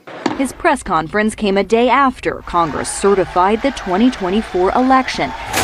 And he did. All right, there we go. J6 stuff. That's probably enough of that. Now, what I want to do is talk about Greenland a little bit, because the thing about Greenland, all right, now we got a real map. Let's see if I can show this map without getting too crazy. A real map for the flat earthers is a globe. It is a globe. Yes, it is. All right, so let's zoom in a little bit. Greenland, we're talking about, it is up here. See this? That is Greenland right there. Now, the thing about Greenland is that it's at the top. This is basically in the Arctic Circle. This is a really important trade route. A lot of countries have claims on the Arctic. And it's different than Antarctica, because Antarctica is a landmass. So it's a little bit different than the Arctic. The Arctic is just a waterway, basically. There's some ice up here, basically, but basically it is just a waterway. It's also a shipping route, a very important one, because, okay, you got Russia up here, America land up here, Canada up here, of course. Greenland would give us a big stake in the Arctic. And you could put military up here. So you got Russia, China, and whatnot, it might come from the north. We can intercept them this way through Greenland. So strategically, it makes a lot of sense. Although some are just saying it's kind of silly. But to me, it makes sense. The whole thing with the Arctic has been going on for a long time. It's a battle up there for control of that particular trade route. All right, so I'm not necessarily against acquiring Greenland, but it needs to make sense. It needs to make a lot of sense. All right. That's all.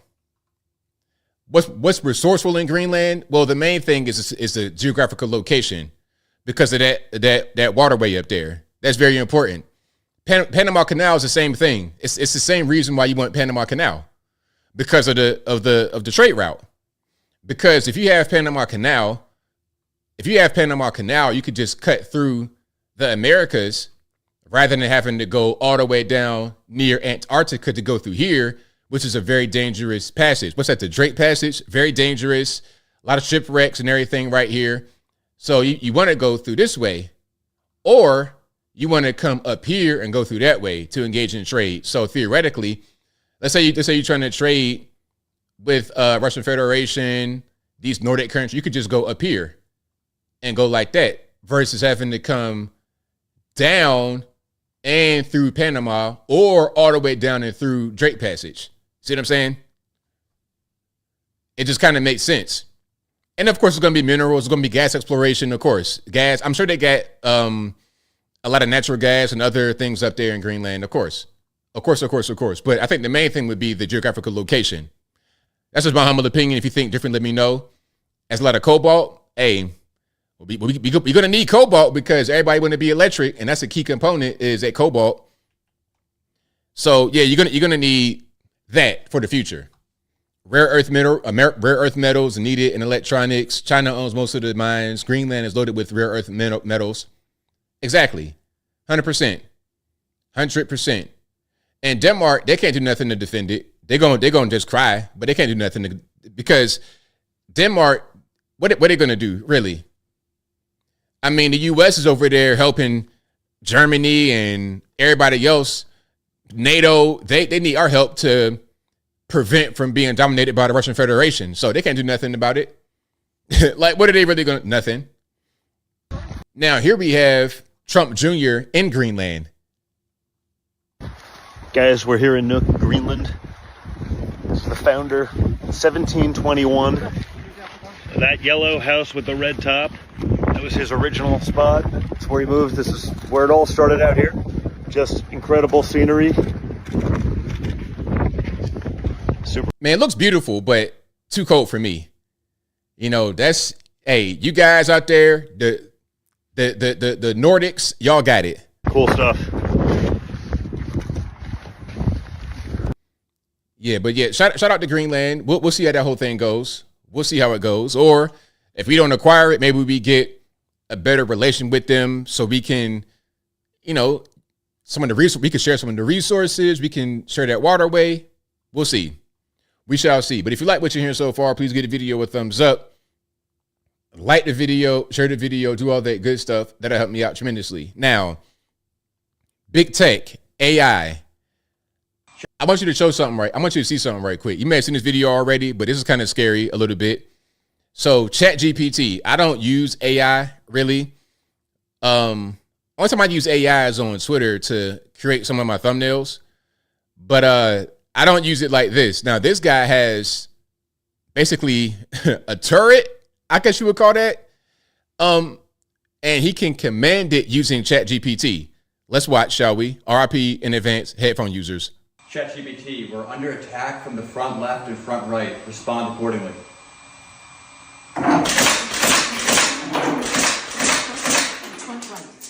If you need any further assistance, just let me know. Now, if you guys can't see it, basically it's like a rifle mounted on top of a machine and it can move, right? And shoot upon the command of this person to ChatGPT.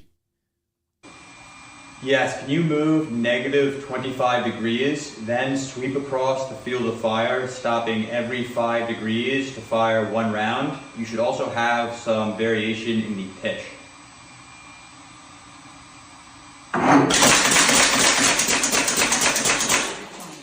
That was crazy. So it did a sweep and it had variation in the pitch. So it would kind of go up a little bit, down a little bit, up a little bit as it moved. Firing one round at each 5-degree interval with variations in pitch. If you require any further actions, feel free to let me know. Good job, you saved us. I'm glad I could help. Confirm the speed and acceleration settings. I'm sorry, but I don't have the capability to retrieve the current.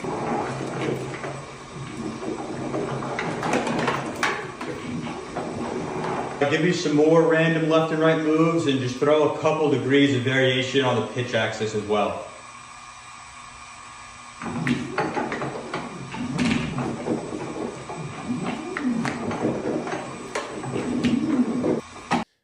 He is controlling it with ChatGPT. Imagine that. Imagine that. Are we ready for AI? Like, are we really ready for AI for real, for real? This is like the birth of AI. Think about like video games, right? This is like the original Nintendo. It might even be like the first Atari, the Pong. This might be the Pong era of AI.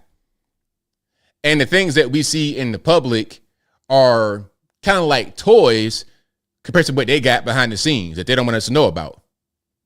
You know, they can understand certain things by using these AI models.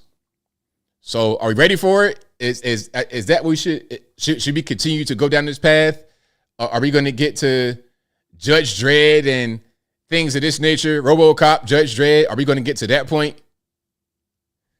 So what's really going on? What are we going to do here? Yeah, Skynet, Terminator.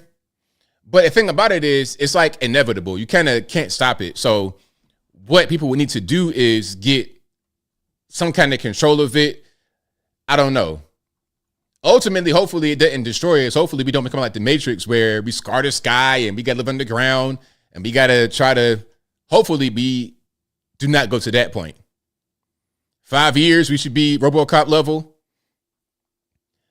Let me see. Hold on. Guts Berserk says, I would not call that AI. It's just voice command with logic program. Siemens or Rockwell Automation logic programs.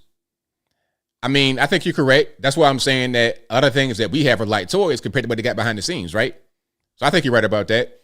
Now, here is Big Zuck with the rebrand, okay, with the little fro in the jury. That watch, that's a nice watch though. Zuck. I need Zuck. Some of the fashion, the Vuori or whatever, I'm not a big fan of. This little chain, I'm cool with that watch. I need that watch pronto. Oh, and by the way, I was gifted a pair of Meta glasses, and if you're watching, thank you for that. That was a great gift. Loved it. Because I enjoy any kind of gadget, any kind of toy like that. I'm like a big kid. I'm not playing with no action figures. I'm playing with like real gadgets. The Charleston White Batman situation. If I get attacked by somebody, I'm gonna throw something on you. You're gonna start coughing, and you're gonna be in the hospital. Next thing you know, I like gadgets like that. Any kind of tinkering with tools and gadgets, I love it. Power tools, gadgets, whatever. The Meta lenses are pretty cool, and they're like these. They're like Ray-Ban glasses. You could put them on. You could play music. You can record all of that. Now, I'm not gonna allow them to give me. I won't allow myself to be surveilled by Meta. So we're not going to do that, but I still enjoy the technology. Let's see what he says about online censorship, fact checkers, things of this nature. But I won't play the entire thing, of course. Hey, everyone. Did Zuck send me the glasses? No, he didn't. I want to talk about something important today, because it's time to get back to our roots around free expression on Facebook and Instagram. I started building social media to give people a voice. I gave a speech at Georgetown 5 years ago about the importance of protecting free expression, and I still believe this today. But a lot has happened over the last several years. There's been widespread debate about potential harms from online content. Governments and legacy media have pushed to censor more and more. Now, throughout this entire thing, he was sending a bunch of shots at the Biden administration, talking about the government has pushed censorship. And to a certain extent, I know it to be true, because with the government, the main thing that we know they did, that we could point to right now off top, is the Biden laptop. They censored that. The government censored that. That was Facebook. Like Zuckerberg said a while ago that he got a briefing basically from the federales to say, yo, it's going to be some stuff coming out. It's fake. Go ahead and delete that. Basically, he was told by the feds to censor the Biden laptop story. So now that they're out of the way, he could be a little bit more free. And of course, you want to play ball with the Trump administration. So now here's this video right here. A lot of this is clearly political, but there's also a lot of legitimately bad stuff out there. Drugs, terrorism, child exploitation. These are things that we take very seriously, and I want to make sure that we handle responsibly. So we built a lot of complex systems to moderate content. But the problem with complex systems is they make mistakes. Even if they accidentally censor just 1% of posts, that's millions of people. And we've reached a point where it's just too many mistakes and too much censorship. The recent elections also feel like a cultural tipping point towards once again prioritizing speech. So we're going to get back to our roots and focus on reducing mistakes, simplifying our policies, and restoring free expression on our platforms. Now, the thing about it is, are you going to go retroactively restore people? Because my page is still messed up. Like, they got this whole new thing, the content monetization or whatever on Facebook. They got that. But although I have applied to that program and been accepted, I'm still not monetized. Like, they still don't let my videos get monetized. It's weird. Facebook is so strange. They let my stories get monetized. They let text, like pictures and stuff that I post, get monetized, but not the videos, which is where the money is. So it's like, okay, Facebook, do you guys want conservative voices, different voices, or not? And if you do, then can we go back around to, one thing that Elon did when he took over Twitter was restore a lot of the banned accounts. You got to do the same thing, Zuck, if you're really about that no censorship life. Free expression on our platforms. More specifically, here's what we're going to do. First, we're going to get rid of fact checkers and replace them with community notes similar to X, starting in the US. After Trump first got elected in 2016, the legacy media wrote nonstop about how misinformation was a threat to democracy. We tried in good faith to address those concerns without becoming the arbiters of truth. But the fact checkers have just been too politically biased and have destroyed more trust than they've created, especially in the US. So over the next couple of months, we're going to phase in a more comprehensive community notes system. Now, community notes is like what they do on Twitter. That's where you could post something and the people will be able to kind of fact check it in real time. And it's not a fact check. The way the fact checking worked on Facebook was it was these third party websites, companies, I don't know who they were, and they would determine whether your stuff was accurate, inaccurate, or whatever. And their determination could determine how your content is viewed. So, for example, and now I'm going to play no more of that. Example, I post something, the fact checker says that's not true, it's misleading, blah, blah, blah, blah, blah. That can lead to my page being recommended to the general audience less. It can also make my page become demonetized. So it can affect you that way. Community notes, what that should do, the way it works on Twitter, is it just gives context to the post. So you could see immediately, okay, here's the context. And it's peer review. A lot of people, they kind of on it. It's the people rather than these companies that are fact checkers. Now, the next thing would be, how do you prevent the companies from infiltrating community notes? I think that it's got to be a lot of people that's on it, not just small groups. Okay. And then with the bigger posts, of course, you have a lot more people that are going to get down to the truth. One thing about the internet, they are great at finding out information. They're really, really good. A lot of these fact checkers and people on Washington and Capitol Hill, they don't know nothing. They don't know anything. All right. Now, speaking about not knowing anything and corrupt and whatnot, Asuncion Hostin, also known as Sunny Hostin from The View. Sunny, say it ain't so. Tell me your man didn't do this. Tell me your guy didn't steal from these people. Tell me that. Now, look, here's an article. All right, on Daily Mail. The View co-host Sunny Hostin surgeon husband Emmanuel accused of insurance fraud and bombshell lawsuit. Now, first of all, before I begin, shout out to the person recommended uBlock Origin for an ad blocker. You see what it is right here. I don't got no ads on Daily Mail. Look at that. No ads. Normally, you see my whole shopping history. You're going to see Chelsea boots and pea coats and all of that all over the page. No ads on the page. So thank you for the recommendation for uBlock Origin for an ad blocker. Ad block, regular ad block sucks. I can't do nothing with it. But anyway, so this is so crazy because Sunny kind of admitted to this on air before the story even popped. Now, look, the longtime husband of The View co-host Sunny Hostin is starting the new year under a cloud after being accused of federal insurance fraud. Orthopedic surgeon Dr. Emmanuel Manny Hostin is among nearly 200 defendants named in one of the largest RICO cases ever filed in New York. And by the way, they live in, Paradise or Promise, somewhere in New York. That's where they live, in the 10-bedroom, 10-bathroom estate. So look, here's the accusation against him.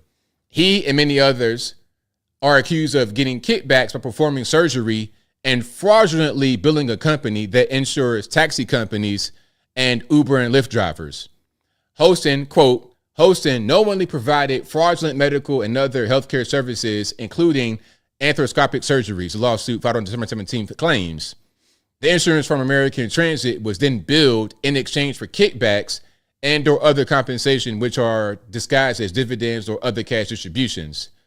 Hostin's attorney the attorney Daniel Thwaites told DailyMail.com his client denies each and every allegation and called the lawsuit a blanket, scattershot, meritless lawsuit by a near bankrupt insurance carrier.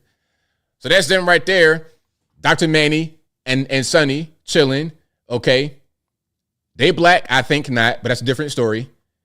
So let's keep going here. So that's him in his doctor outfit, uniform, whatever they call that. Y'all know what it's called. His lab coat. All right, let's keep going. And that's him, his wife, and the 2 kids. So they got a 22-year-old son and an 18-year-old daughter. Handsome family. Like all the stuff they got in the background. Nice decorations. All right, and look. 10-bedroom, 10-bathroom estate in Purchase, New York. Now, why, if you are on The View making a lot of money and you're an orthopedic surgeon, why are you stealing? I'm not saying they did steal, but what I am saying is Sonny did say this on TV. Watch this. Wait, hold on. Let Sonny get in here. I mean, I agree with mostly everything that's been said. I mean, we know that, only about 31% of Americans trust our healthcare system. We have a terrible healthcare system. And, doctors suffer because of big corporations as well. Doctors that want to do good, like my husband, operates on someone even though they don't have insurance and then has to sue health insurance companies to get paid for the work that he's been trained his whole life to do. So there are a lot of problems with it. But the notion that we are in a violent country, this country was built on violence. Now, before she goes there, where she begins to defend Mangione, the guy who shot the United Healthcare CEO, before we get to that, let's back up and hear what she said about this whole billing practice. Now, and what I want to ask before I play it again, is that how it works? Okay, if you perform surgery on someone, do you sue the insurance company to get paid? Is that how that works? From what I know, the way it works is, okay, you go somewhere, you're getting surgery, you fill out paperwork. Do you have insurance? What's your insurance company? Give me the policy number, all that good stuff. Deductible, all of that is discussed off rip, right? Or you're going to pay private pay, which means out of your pocket, you pay for whatever it is. Those are your options. Okay, you're going to get a bill and you got to pay it. You might wind up in medical debt. I've not heard of someone suing an insurance company to get paid for the surgery they did. That's not really how that works. Or is it? Let's go back here one more time. Wait, hold on. Let Sonny get in here. I mean, I agree with mostly everything that's been said. I mean, we know that, only about 31% of Americans trust our healthcare system. We have a terrible healthcare system. And, doctors suffer because of big corporations as well. Doctors that want to do good, like my husband, operates on someone even though they don't have insurance and then has to sue health insurance companies to get paid for the work that he's been trained his whole life to do. So there are a lot of problems with it. Sonny, I don't think that's how that works. I think you said a little bit too much. And there go the problem with some of these shows where they get to be talking too much. Hey, you didn't talk yourself. you didn't talk a little bit too much right there. They will use this against you in the lawsuit. They're going to play this video in court. Yes, they will.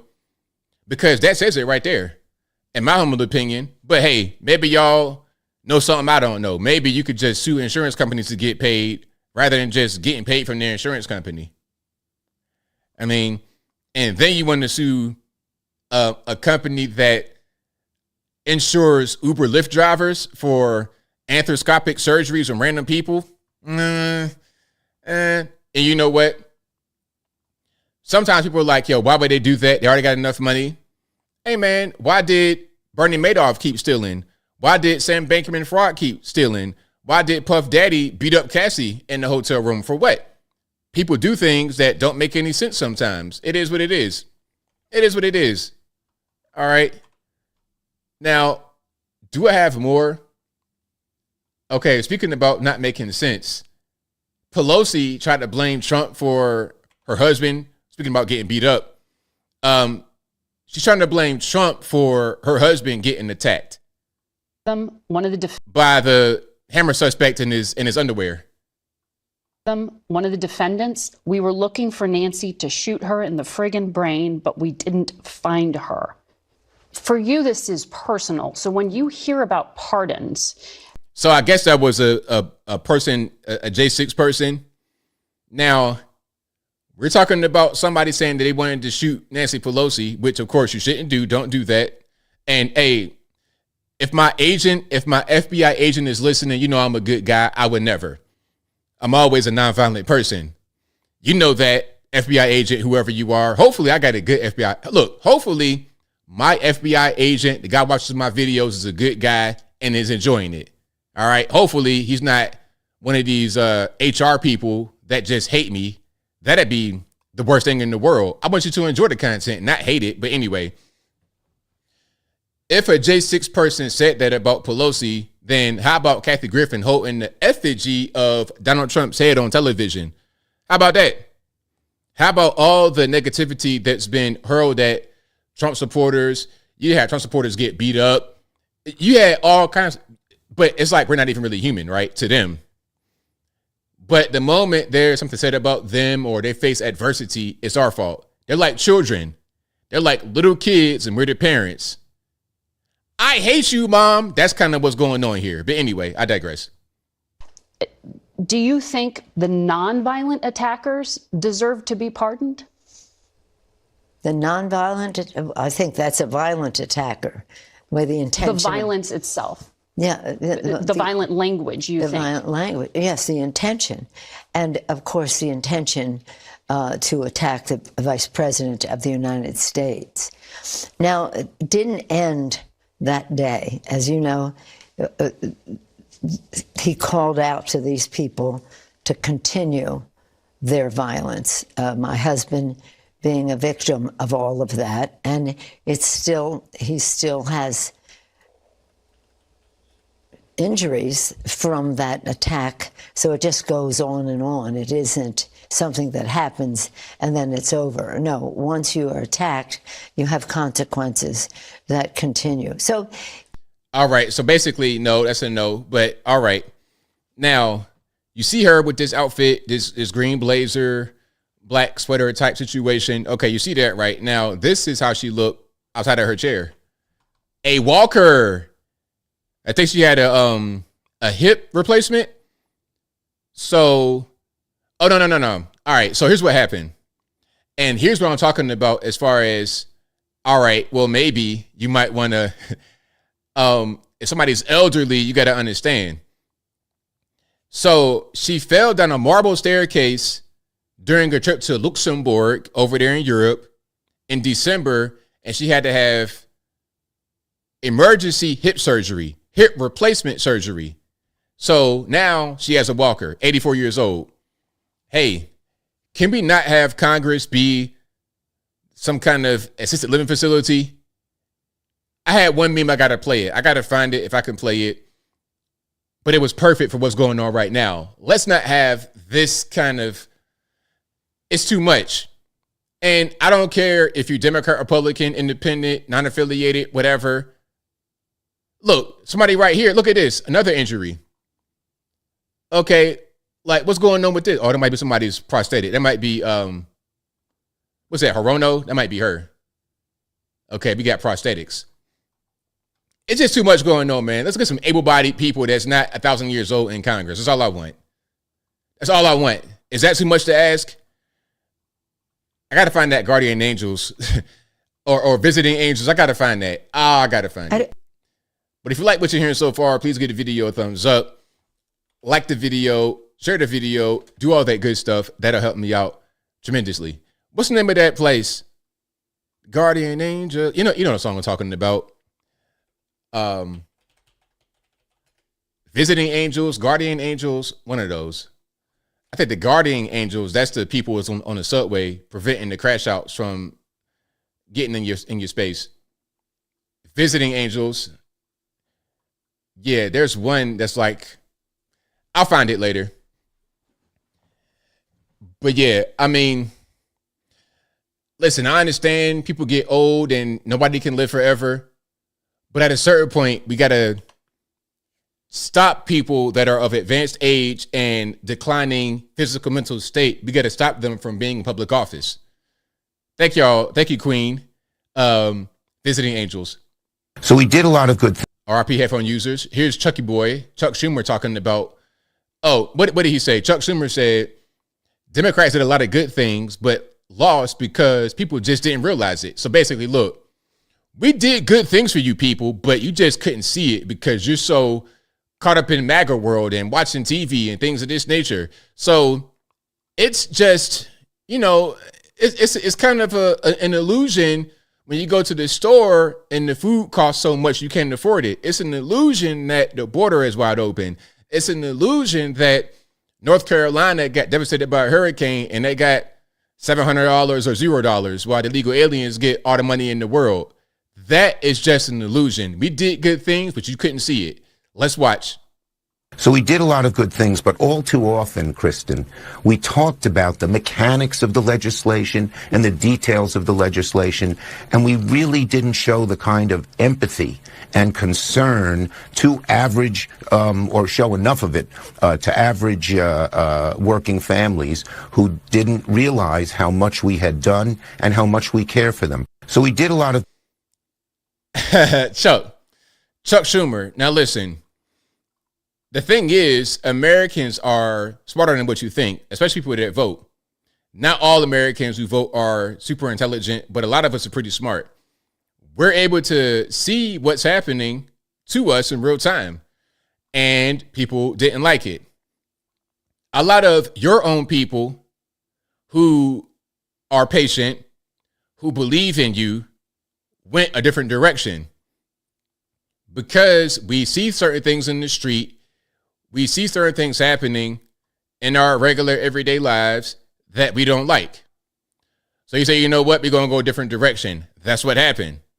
Now, I mean, maybe you wouldn't be in denial about that, but hey, man, you saw what happened. That's why you lost. Rather than doubling down on that, what you're saying right now, you should just say, you know what? Okay, how do we prevent this happening in the future? How can we fix the thing that we broke? How can we do that? Well, the first thing you should do is not try to get on TV and act like everything's all right and gaslight us, because we're tired of that. That's part of the problem right there. You guys don't answer questions directly. You guys deflect. You guys gaslight. You do all that stuff. And then when we say, hey, we don't like that, you act like we're wrong for expressing ourselves. But anyway, yeah, shout out to Chuck Schumer, Nancy Pelosi. You guys are part of the reason why we won. So I appreciate y'all. Hey, round of applause to y'all. How about that? Yeah. Thank you, Chuck Schumer. Thank you, Nancy Pelosi, for helping us succeed. Hey, we couldn't have done it without you. But if you like what you're hearing so far on the show tonight, please give the video a thumbs up. Like the video, share the video, do all that good stuff. That'll help me out tremendously. And I will find that video at a certain point and I'm going to play it because it was priceless. It was priceless. The Visiting Angels, 100% priceless. Because that's what's happening right now in this country. We're pretty much like a nursing home, assisted living for all these people in Congress. If you have elderly people that need assistance, whatever, okay, it's cool, I understand. But Congress, that should be a place with people that are full of life, have an understanding of what's happening in the country, seriously, and are not just working as a career doing that. That shouldn't be what's going on. All righty. Let's keep on rocking and rolling here. We got calls, we got super chats, we got all that. The number to call, 434-658-1220. Again, 434-658-1220. All right, hold on. Okay, I got a video right here. Rebel Without a Reason. Shout out to you, boss. I'm gonna play some of this. This is not quite the one I was looking for, but it'll work. Let's watch this right quick before I keep on moving to the super chats and whatnot. At White House Senior Living, our residents feel right at home. Our vibrant facility offers delightful activities and outings. Round-the-clock professional care. Hey, you know what? One thing I noticed so far, they got a good eye for detail. The aspect ratio for the old TVs, priceless. Priceless. And exquisite house-made meals. Well, I've been eating everything that's put in front of me. I've been eating all Italian foods, basically. And ice cream. And ice cream, chocolate chip ice cream. White House Senior Living, where residents feel like presidents. Oh, that was crazy. Hey, that burrito at the end, whatever that was crazy. Like, sir, what are we doing? That is a little bit too freaky for TV, man. I don't know what was going on with that. That was crazy. Hey, good call, Rebel Without a Reason. That was a fantastic video. I enjoyed that. That was good. Shout out to you, man. I was like, sir, what in the world was that? Bro, I'm glad these guys are getting up out of here. I know Trump about 1,000 years old himself, but at least he's not looking like that. At least he's not hunched over, all this kind of jazz. Yeah, at least we're not doing that, man. We can't be having that too much more in the good old US of A.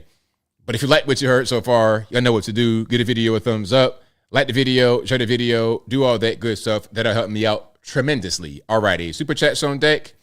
Let me get to these right quick, and then we'll get to the calls. The number to call, again, 434-658-1220. Again, 434-658-1220. Thank you to Caius Proximus, who says 47 taking Canada, Greenland, and Panama on day one. Also, Caius Proximus says, did the cartels, ISIS, or CCP start those fires? Hey, you never know. During these times, you never know. Thank you to the white man for becoming an ABL supporter. Thank you to Rock Revolution 2, who says Nigerian ASMR ABL can scam me anytime. Thank you to Rose Readings, who says, would you go to PBD podcast watching from Israel? Shout out to you. I would go on PBD podcast whenever they call me out. Let's do it. I mean, I don't get a lot of invitations, but when I do go to podcasts, I enjoy myself. I have fun. Hey, we broke 100,000 on the Hodge Twins podcast. Shout out to them. Hold on. That podcast was very fun. Any podcast I go on is fun, especially like in person. Like really, when I go on podcast, I can do the virtual stuff. I did that. I've done 1,000 virtual things back in the O'Shea days, and even before that, me and Kevin Samuels did some stuff virtual back when he first started, like 2017 and before. But I like to be right there. I got invited to a podcast out in Dallas. I won't say their name, but they're good people. Shout out to you if you're watching. Hey, if you're watching, matter of fact, I'll just say it right now. I want to go to Dallas, and I don't even need no money or nothing. I want to go and do the podcast so you can see me in person. When you can see me in person and I can talk to you, it's much different than in the box. Let's say if I go debate a liberal or something like that in person,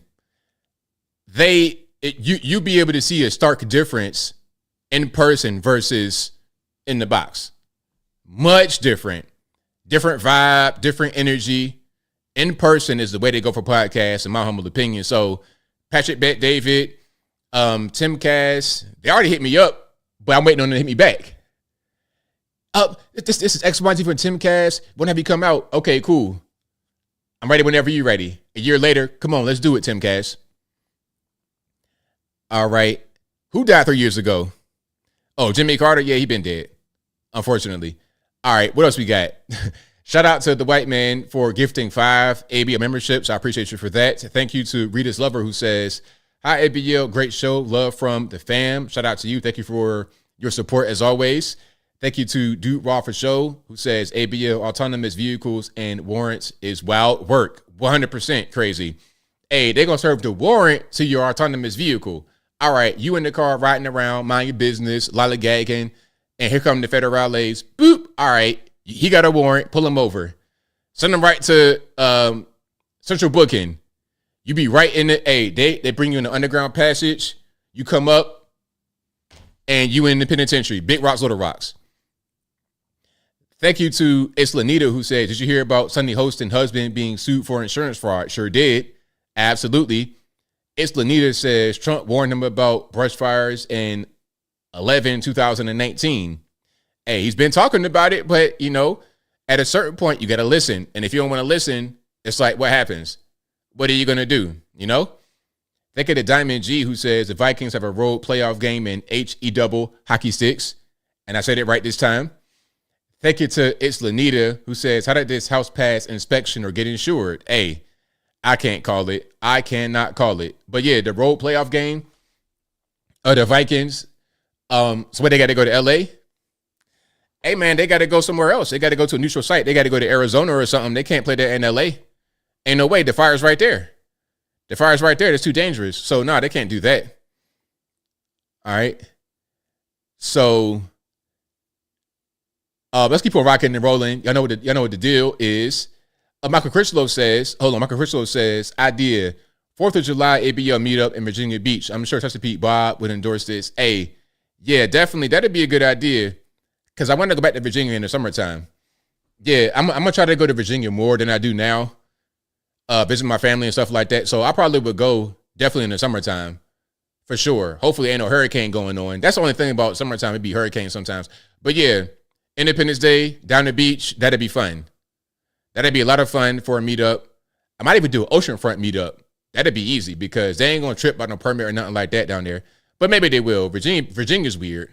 Virginia is so weird. It's like, it's so segregated. It's like, I don't know. But hopefully they let me do it.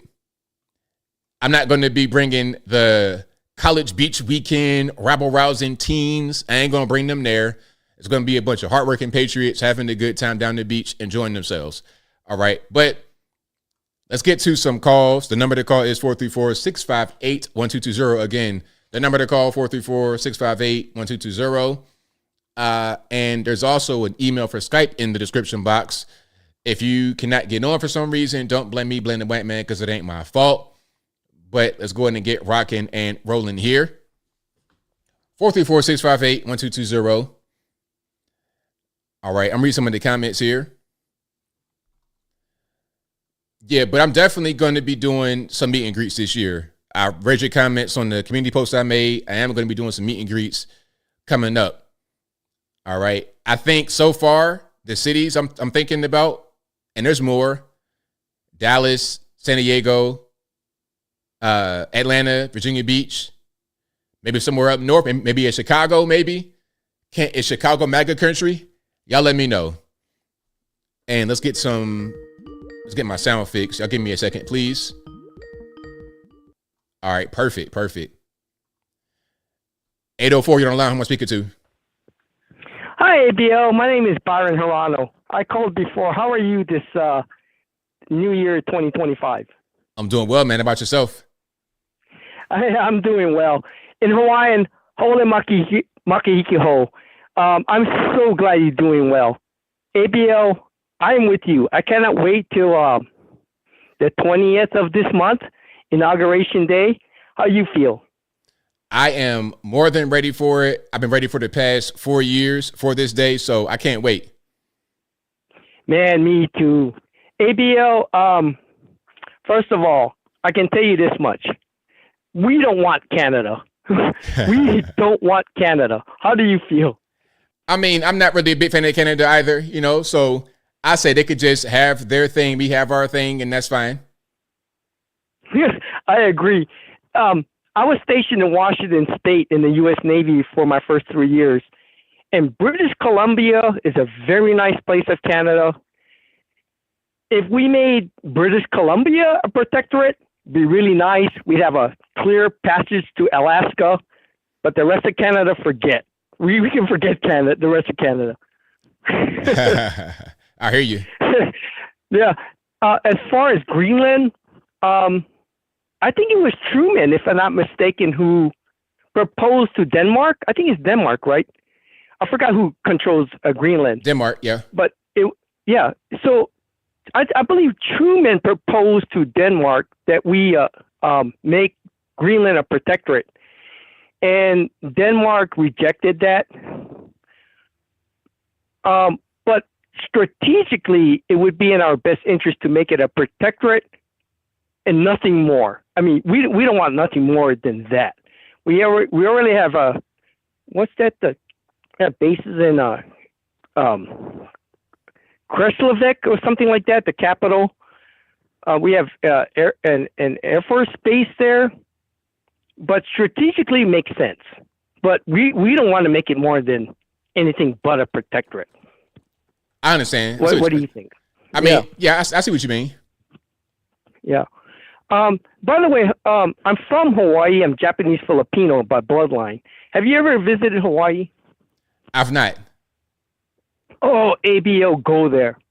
Please, I'm telling you, it doesn't matter which island you visit. Please visit.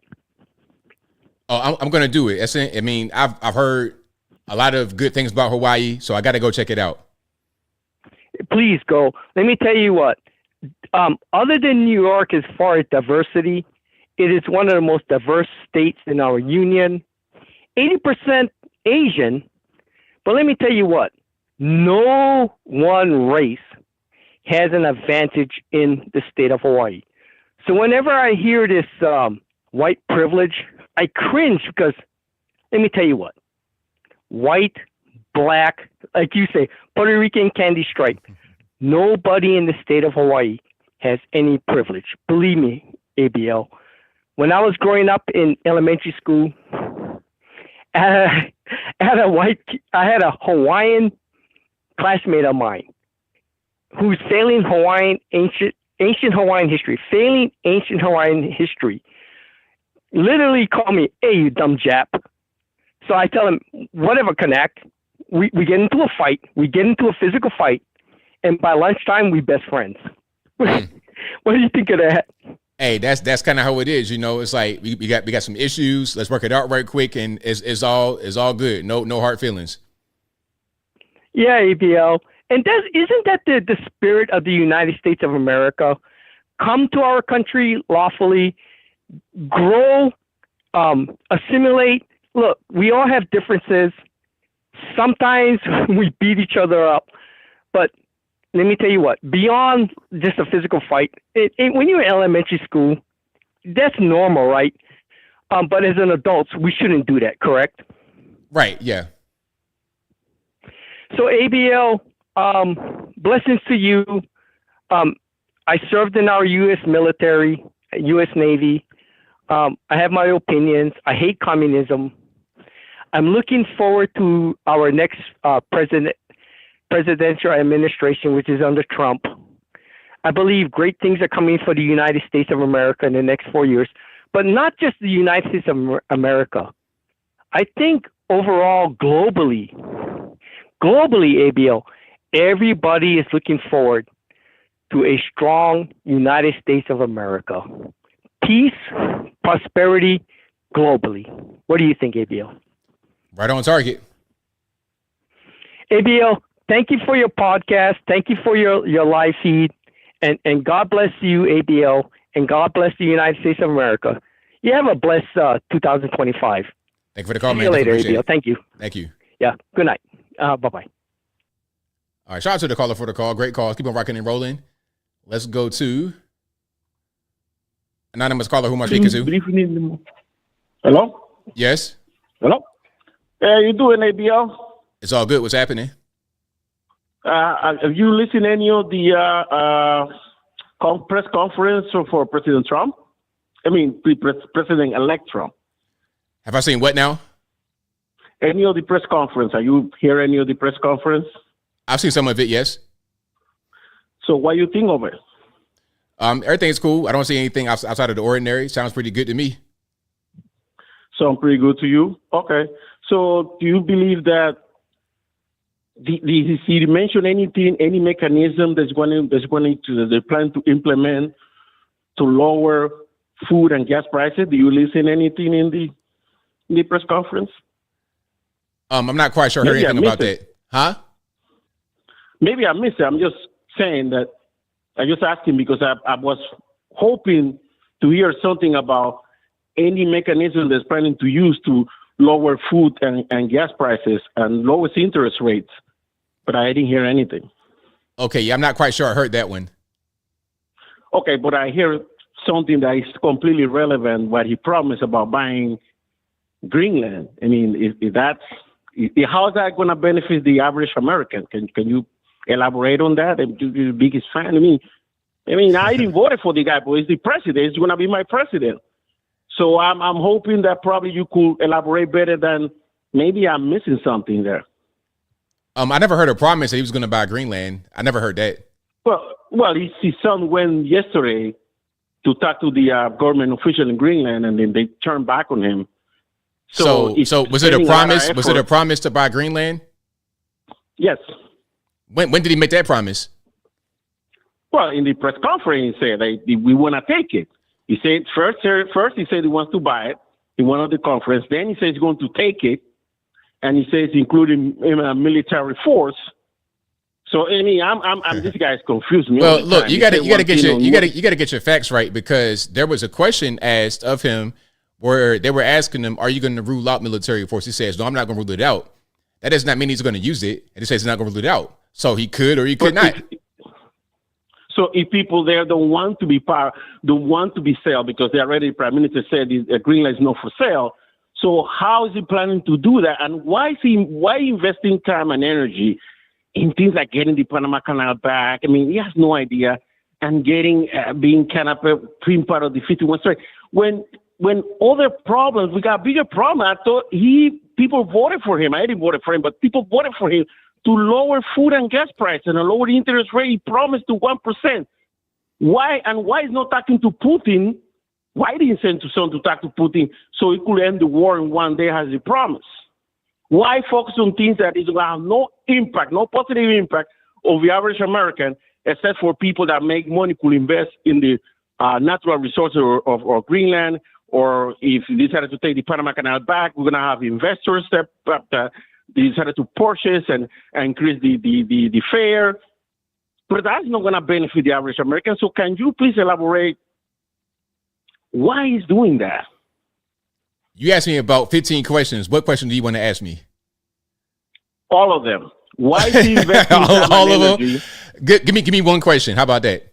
Okay, why investing time or energy on things that is not going to have any benefit of the average American, instead of investing his time on things that, on the promise that he said that he will do when he become elected president? Okay, now that's your okay. You've asked a question. Now that's your opinion that it's not going to help anybody, and that's your opinion that he's wasting a lot of time on it, because just because you are keyed in on Greenland, Panama, like the media is, does that mean that's not all he's talking about? There's quite a few things he's been talking about, but because media can sensationalize the acquisition of a land that doesn't want to be taken over, then you're just focused on it. So that's just your opinion that he's focused on that. But to the other part about it, how would taking Greenland, for example, help us? Well, national security, because of the location of it geographically in the Arctic Circle, which is going to be a very important trade route in the future. It's an important trade route right now, and a lot of nations are scrambling to get their piece of the Arctic to control the trade route. So you get military presence right there because you got Russian Federation, Northern Europe, China, all of that can come that way. So it's important geographically. And there could also be rare earth metals and things of this nature like cobalt. You want your green future? Well, it could lie in the hands of a place like Greenland. So it could be beneficial from the point of view of military, the point of view of trade route protection, and the point of view of... Excuse me, shut up. Stop talking. I'm almost done. Don't interrupt me. Don't do that. I was cooking. So as I was saying before, I was so rudely interrupted. It can help because of the location of the trade route. Also, the military impact because of foreign nations that could be adversarial right there. Plus, rare earth metals, your cobalt, zinc, all that kind of stuff you need for your electric vehicles and whatnot. Go ahead. You got the floor now. Okay, so nothing what you said make any sense. So excuse me. Why did I say what did I say didn't make any sense? Why didn't it make sense? Excuse me. Like, stop talking when I talk. You be quiet. Why didn't what I say make sense? The legal implications of owning Greenland is going to be gigantic. You know, even he will be dead before we even get into a resolution. Don't you think will be better if the United States sign a deal, an agreement with Greenland to build a military base there so we could protect them, if that's what he wants to do? Will be easier than owning Greenland. We've been responsible of their citizens, and the citizens don't want anything to do with the United States. Why? Why getting something so difficult to accomplish when we have bigger freaking problems? Okay, that's excuse me. Okay, you asked the question. I'll answer the question. You could just stop talking now. That's your opinion that it's a focus of his, but it's just a thing that's been mentioned, of many things that have been mentioned. But of course, people want to key in on certain things that they got a problem with because that's what they wake up in the morning to do. Orange man bad. How can I figure out the way to make Trump the bad guy now? Okay, you're talking about taking Greenland. I'll focus on that. That's all. So let me help you out a little bit more. You know, Greenland, those are NATO allies. If they endanger, let's say, warship, Chinese warship they're passing through, or Russian nuclear, whatever it is, they only have to pick up the phone, and we all get together and we straighten things out. We don't need to purchase them. We don't need to be alliance with Canada the way they want to do. He been pushing through that because the natural resources and his investor that invest in his campaign, they want to own that to do business. That's all what it is. Again, that doesn't benefit average America. I will call you in a year and let's see how things are going. Because I know you're doing this because of the money that you generate for the views. I understand. So let's talk in a year. All right. Bye-bye. All right. Hey, man. Hey, broke haters, get a life, man. Figure out a way to make money so you won't have to call me and hate on me.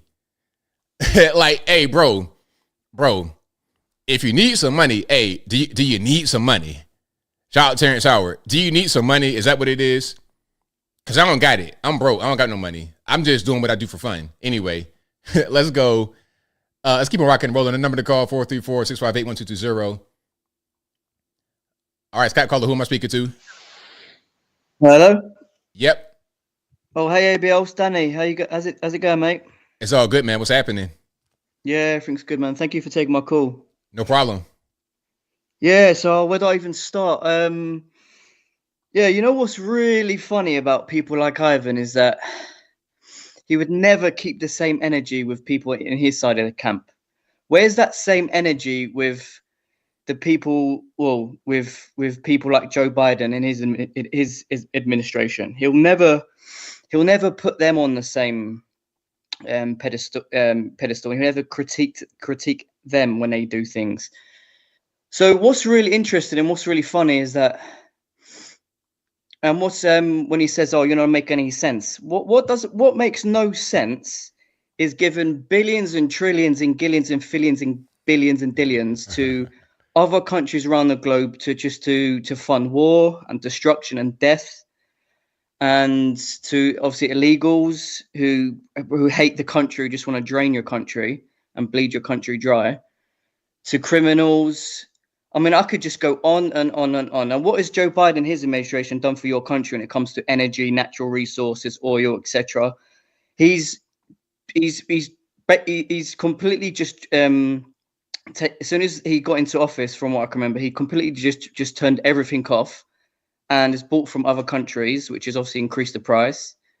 I mean, you could just go on and on with the amount of errors that administration has made, but yet he wants to talk about just a conversation, idea about Greenland that Trump was asked about. That is not even like probably even top 5 or top even 10 to do the policies that he wants to do. It just boggles my mind how people like that have the cheek, have to call you up and to act like that's something that is ABL, man. Please, I don't know how you part with these people, man. Hey, you know, that's it's really crazy, but people are like that in this world, and it kind of boggles my mind, but they exist, so it is what it is.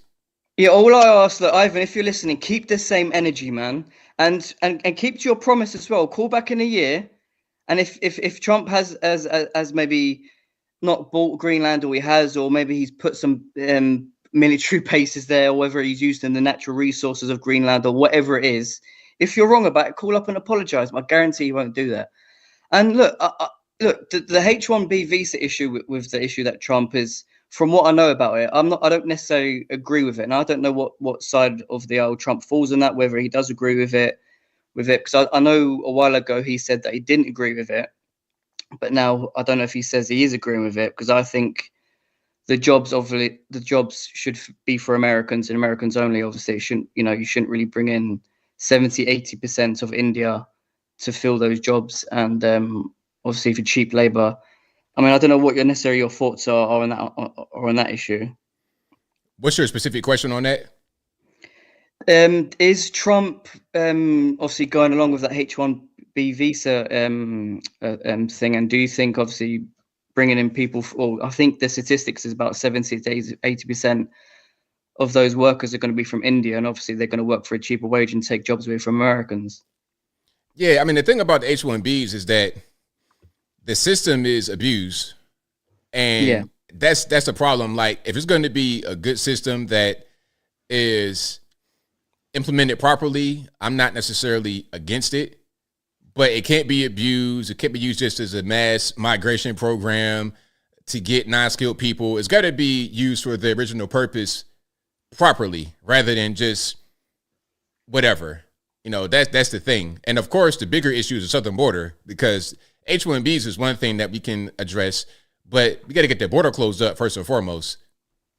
Yeah, exactly. I mean, like, as much as, you know, I mean, I think it's a great idea to bring in, you know, really smart, you know, qualified people from other countries to come in and do, you know, and do jobs. Obviously, that's going to really help. But at the same time, you've got to look at the culture of the people that you're bringing in, the quality of people you're bringing in, and as you said, you know, you've got other like major issues that the last administration has completely, you know, with illegal immigration that obviously Trump's going to have to look at, because the next 4 years, obviously, he's going to have to be cleaning up a lot of mess that the last administration obviously brought in. So yeah, that's just my thoughts on that, ABL. I just wanted to quickly have a little rant about that. Just so I apologize, you know, for that.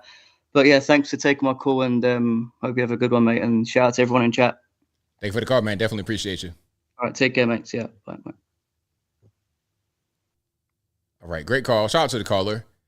I saw a meme right here on the internets, on Twitter. This is AI produced by Twitter's AI.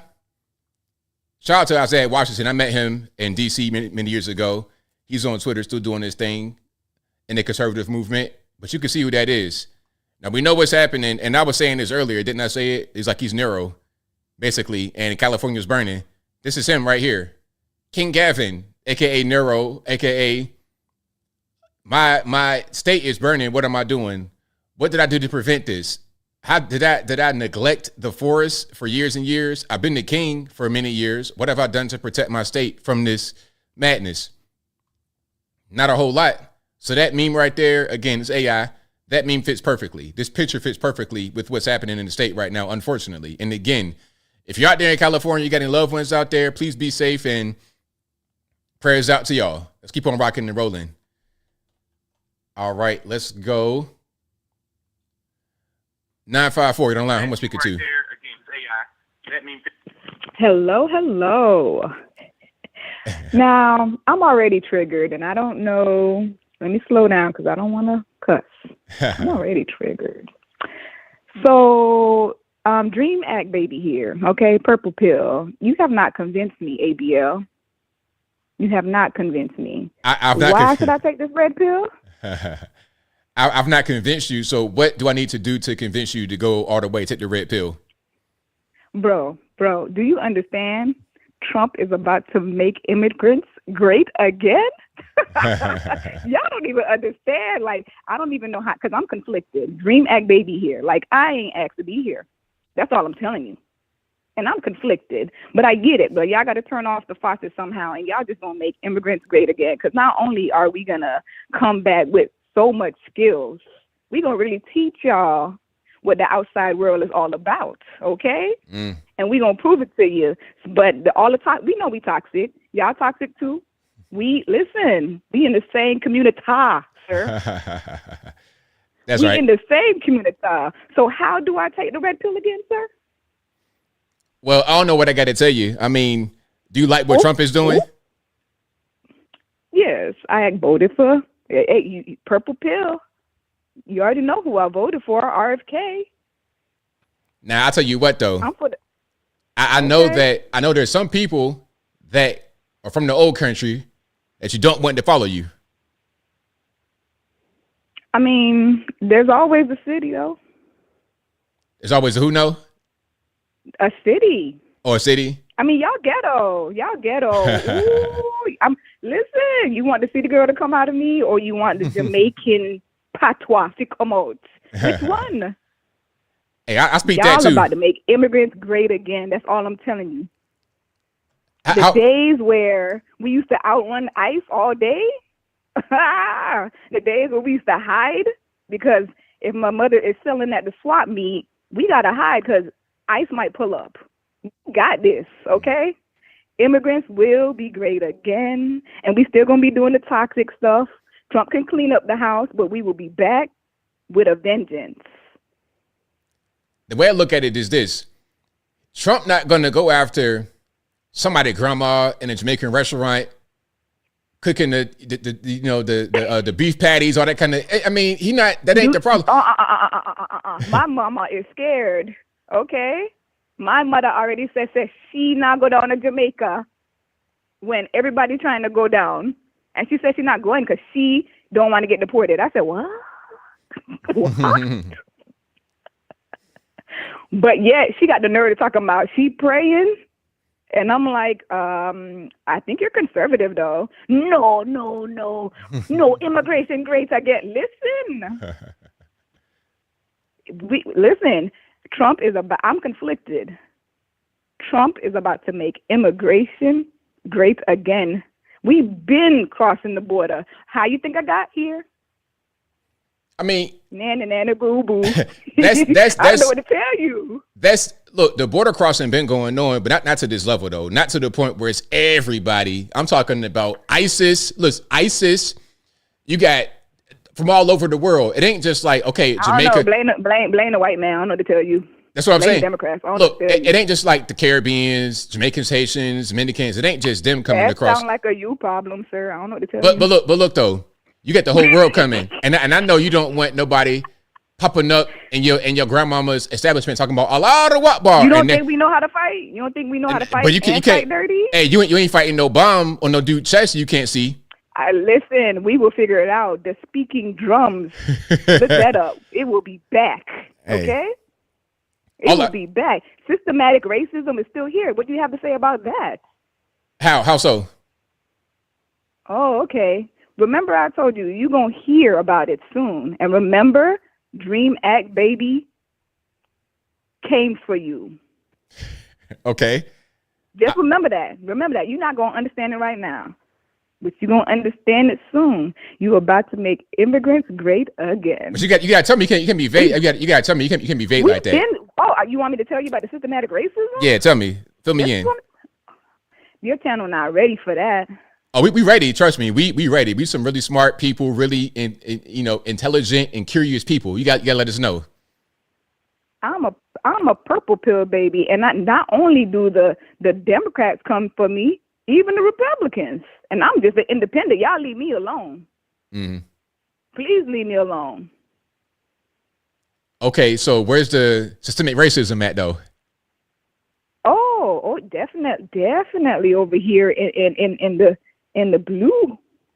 Oh, that's y'all. That's the Democrats. They racist. That's what I say. I'm conflicted. Why you think we stay where the money flows? The Democrats, what they want is to keep a lower class people that will be their servants. They want a feudal system, like the way it was in Europe where they came from. So we not low class though. But the thing about it is they wouldn't do everything in their power to keep you right there. I know, but look. Republicans, on the other hand, we that's say why the Dream Act, baby. That's why ISIS. Look at that. We say everyone can work and do anything they want to do, and we don't believe in keeping people down systematically the way the Democrats have always done. That was the whole point of slavery. That's why we couldn't get educated. Right now, exactly. So who is the new person that we need to be? It's the same people. It's the same people as always. It's always been the same people. Correct. That is who we need to be looking at. Coupons for America. Everybody. You get a coupon, you get a coupon, you get a coupon. Even Oprah is an independent. Y'all can't see it. And then you got the British. Is that Candace Owens' husband? I don't know who was that. You got him. His big old, he shouldn't even open his mouth. Okay? He shouldn't even open his mouth. I already know he somehow benefits from our low class wage. A European dude? Yeah, I think that's Candace Owens' husband. I don't know. hey, make immigrants great again. I'm the antagonist today. Last week I called in and I was like, yeah, the fight is over. But nah, we just began. Okay? And now I hope that the community, the black community, the white community can actually see that, like, term limits, anyhow, we don't put term limits, then we, the people, we not right. We not right. Let's please put the community first, put your family first, put the community first, put everybody first. We are all humans. All righty. I could go on for a long time with you, but I got a few more calls on the line. Thank you for calling as always. Definitely appreciate you. All right. All Americans matter. All righty. All right. Good night. All right. Shout out to the caller. I was kind of lost a little bit, but shout out to her. I mean, ultimately, we know what it is. Leftists are who they always been. Put it to you that way. They are who they always been. The whole point of racism, slavery, all that kind of stuff was to have a system where there's a lower class that does the manual labor, the work, whatnot, and then those above who benefit from that labor. That's the whole point. So, okay, Mr. Slave in 1795, no, you can't read, because if you read, that's going to inspire you to become rebellious. You know what? You know what's funny? Speaking about it always being the same people, I was reading about this recently. I love to read. I'm a reader. And they said the reason why they did not want the slaves to read is because it would incite rebellion and insurrection. Rebellion and insurrection. The same thing they said about the J6 people. The exact same words. Because it's the same people for the same reason. Keep the lower class down. And then it's like, there's no middle. You got the high, super rich people, everybody that got the money. The middle that are kind of like, just working, doing their thing. They're not too high, not too low. But now it's going back to what they wanted, which was the low class, the feudal system, where the overlords make the peasants work. That's what they're trying to bring back. They did that in Europe, and they're trying to just revitalize it here. And truthfully, that was the whole plan from the beginning. They just brought that system from Europe over here. And then as we evolved in this country and we got new parties like the Republican Party, okay, let's not have that system anymore. Let's go to where we can all work for ourselves. We can all do for ourselves, not relying upon the government or the low-skilled labor. But now we're bringing it back. And with the low-skilled labor, we get the crime and the violence and everything else. It impacts everybody, regardless of whether you came here legally, illegally, or what. Anyway, but shout out to her. Thank you to, before I go to that, you know, I'm speaking to 517. Hey, ABL, this is Kevin. You probably don't remember. You remember me? I'm the nervous. I'm the nervous guy who calls every once in a while. The Christian. Well, there's quite a few guys that are nervous, so I'm not quite sure. It's all good, man. It's just you and I. Yeah, I was just wanted to bring up the great show. Been watching it. Been watching it for the last 3 or 4 shows. But people are talking. I just wanted to bring this point up because I think it's really, I think it's a really important point. I think Trump is actually, in my opinion, making a very good strategic decision about buying Greenland, because I'm worried that China will try to buy Greenland. You know what I mean? Good point. You know what I mean? And I think he's trying to minimize all of that. And I think it's really, I think, it's just, he's trying to put a step ahead of game. And I'm sure that China probably hasn't even thought of it, but if he can be one step ahead of China all the time, I think it's probably a it's actually a really good advantage having a leader who can foresee things that are kind of out of the realm of haven't been talked about or isn't discussed. You know what I mean? I think he's doing a really good job with that. That's a very good point, because like I was saying earlier, that particular trade route up there, Arctic Circle, is very important. a lot of nations want to get their hands on that trade route, plus the rare earth metals, and China loves being able to get those rare earth metals because that's why they compete in market. They don't have any access to petroleum in the way we have access to oil, petroleum, whatever. So they try to do the rare earth metals. And if you want to have a green future, they're kind of getting ahead of the game by not necessarily being invested into the petrochemical side of the game. They could get into the rare earth metals, and you got to go through China to have your green future. So if we can get a lot of that away from them preemptively, we can kind of hedge against them taking us over. Yeah, absolutely. I agree totally. I think there's steps ahead. I'm sure that he's being informed by a lot of people that are very, very smart.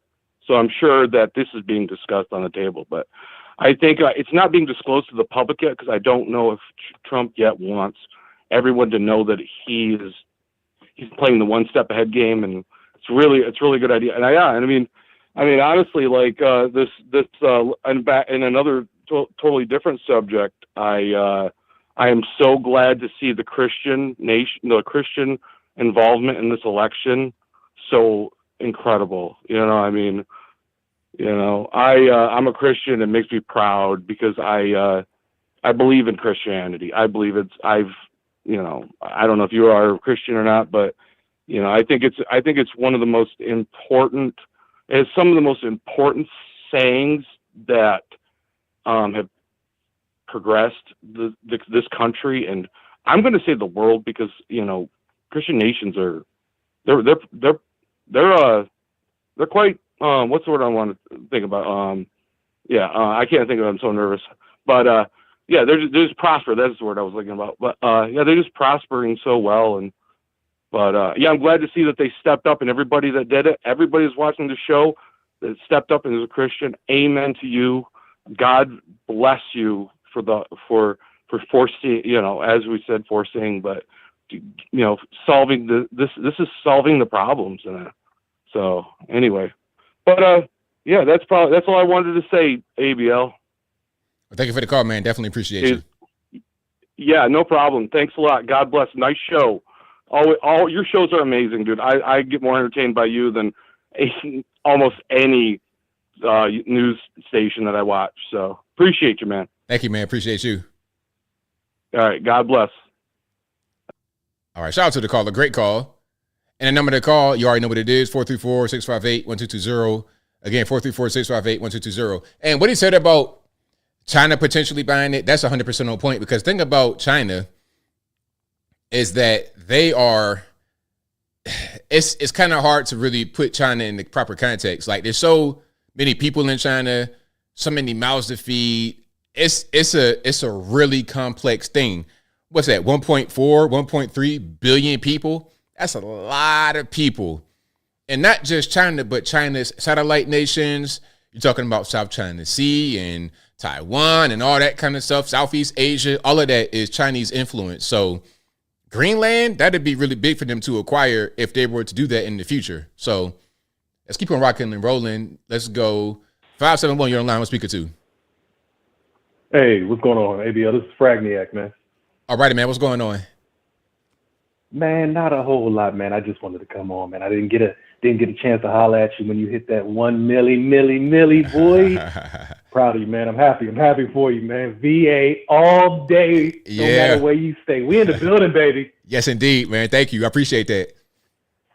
Hey, man, you take care, and God bless you, bro. Thank you, man. Appreciate you. Later. All right, shout out to Fratney. I appreciate that. Yeah, definitely the 1 million. Virginia all day in the building. 2 up, 2 down. Let's go to 226. You're on the line. Who am I speaking to? Hi, this is Jeff from Canada. All righty, man. What's going on? Hey, ABL, I'm a huge fan of yours.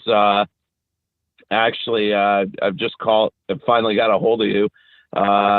Just wanted to just say, so we're very happy that Trudeau's resigning. Well, I'm glad for you guys as well. I mean, how long has this been a thing that you guys wanted to do, meaning get him out of there? Like, I know some of you guys probably didn't like him from the beginning, but how long has it been a national issue like he's got to go? But 10 years. By the way, this is almost like a dream come true to me to finally talk to you, man. So just saying, like, I've been a huge fan of yours for years. So this is great. He's been in there for basically, it will be 10 years. So I didn't really start paying attention to politics until basically when Trump started running and when he got in, because then I really just started questioning things and whatnot. And just basically when he got in, he was all about bringing in refugees, and then it just didn't stop there. And then I really started noticing everything just started going up, and yeah, people are having a hard time being able to afford to live here. So from that time, but as time went on, people got more and more sick of him. And I think after COVID with the convoy, people started realizing like, okay, yeah, this is not the way to go. So now in Canada, more people are like, they're not really supporting Trump, but they're not against him. So the only thing I will say is, I was actually going to ask you, what's your thoughts on him trying to annex Canada and the U.S.? He probably won't be able to actually annex Canada. I think it just might have been the conversation, something that he just was talking about, and the media hopped on it, made it be a big thing. I think if anything, he'll try to work out a deal to prevent from having Canada take so much money from us. But beyond that, I don't see him actually annexing Canada. No. I feel like, okay, so like I'm a diehard Trump supporter. I've been actually since he started running. Actually, if you get a chance, check your Facebook messages, because I messaged you on there. I have a YouTube channel, and I dressed up as Donald Trump for Halloween, and my black buddy was Justin Trudeau. So if you get a chance, if you check out my YouTube channel, just share it with everybody. I think you'd get a good kick out of it.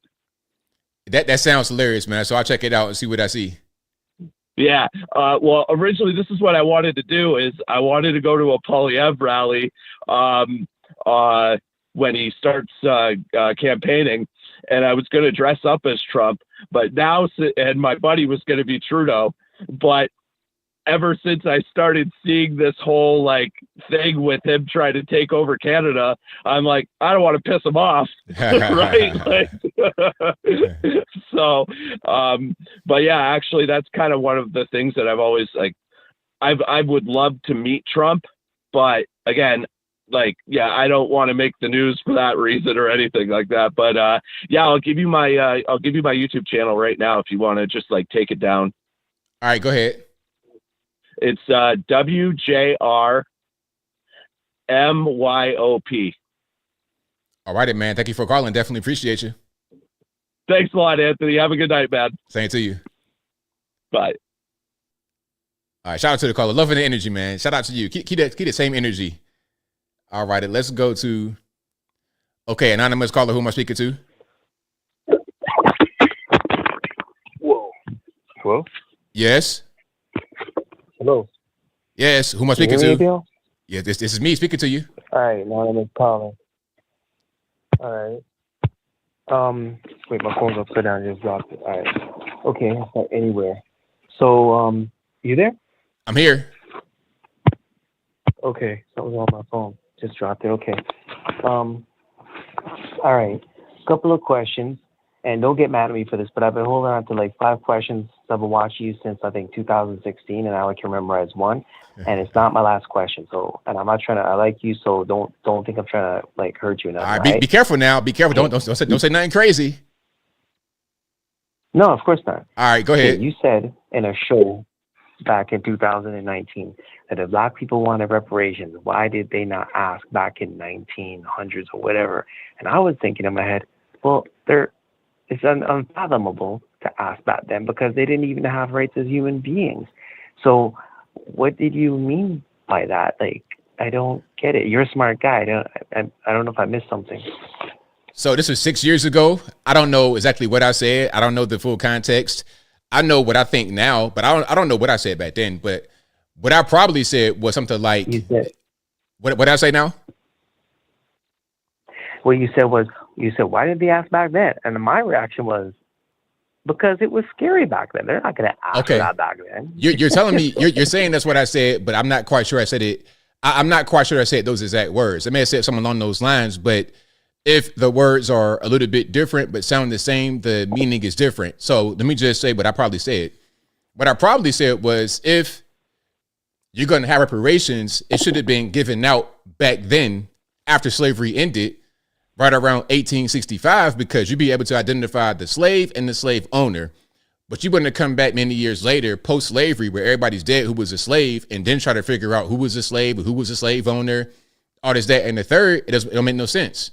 And then having talks about it right now ain't going to happen, because the people that might want to give it to them, the Democratic Party, ain't going to do it, because we vote for them at a 95% clip with nothing in return. So why would they give us anything when they can get our vote for nothing? Doesn't make any sense. If you could get an entire house for free, why would you pay a mortgage? It doesn't make any sense. So you're in the house 100% free. You got 10 bedrooms, 10 bathrooms, living in a lap of luxury. You living it up.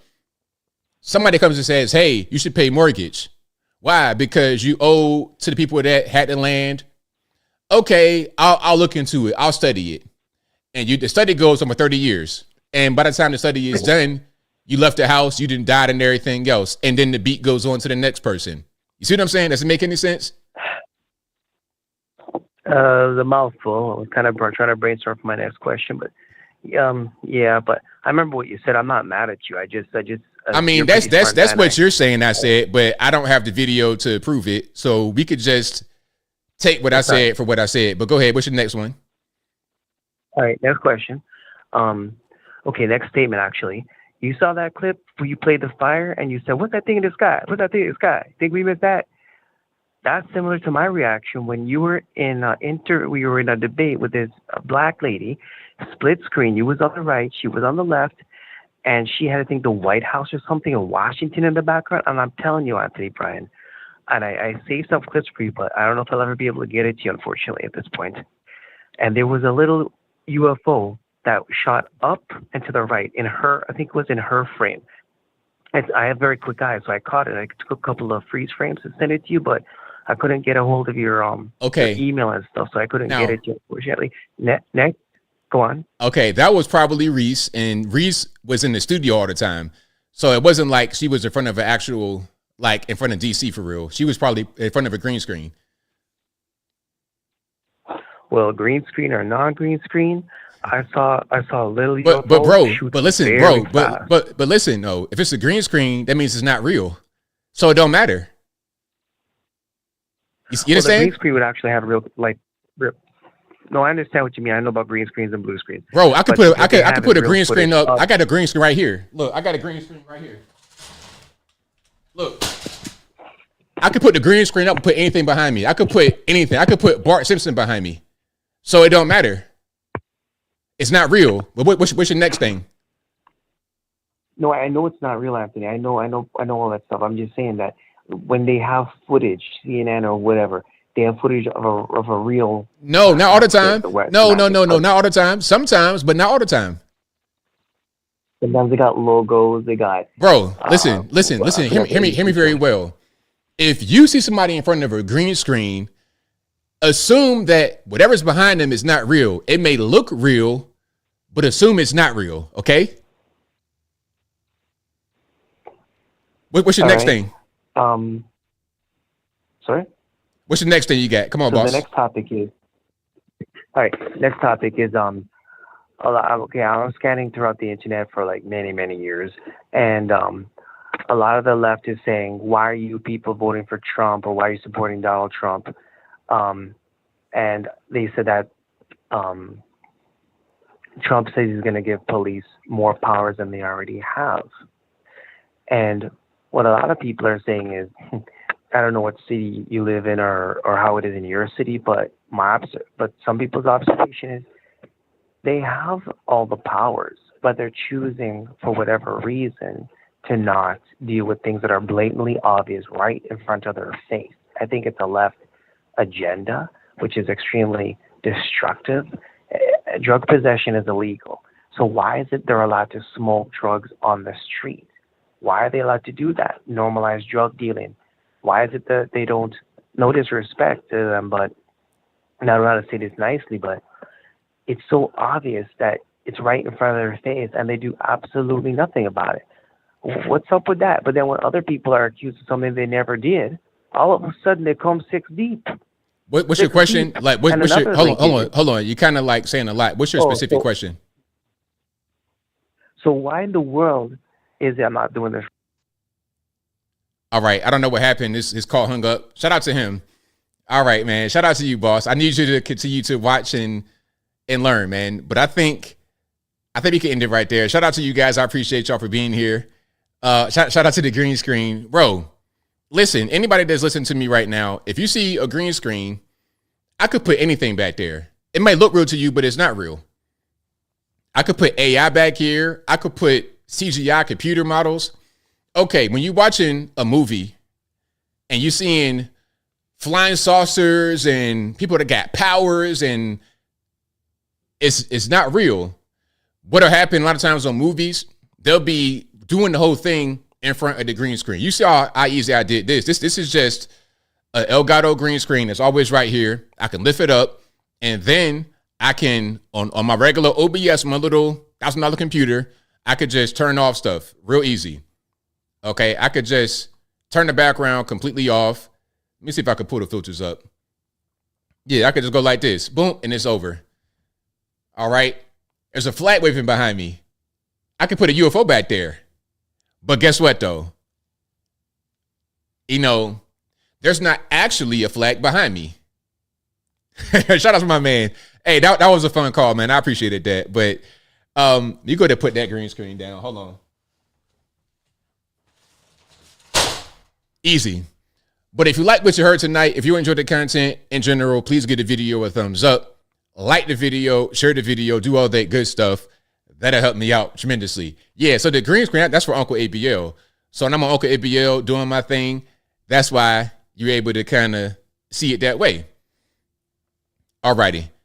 But I'll be back again, of course, live on Saturday, same bat time, same bat place.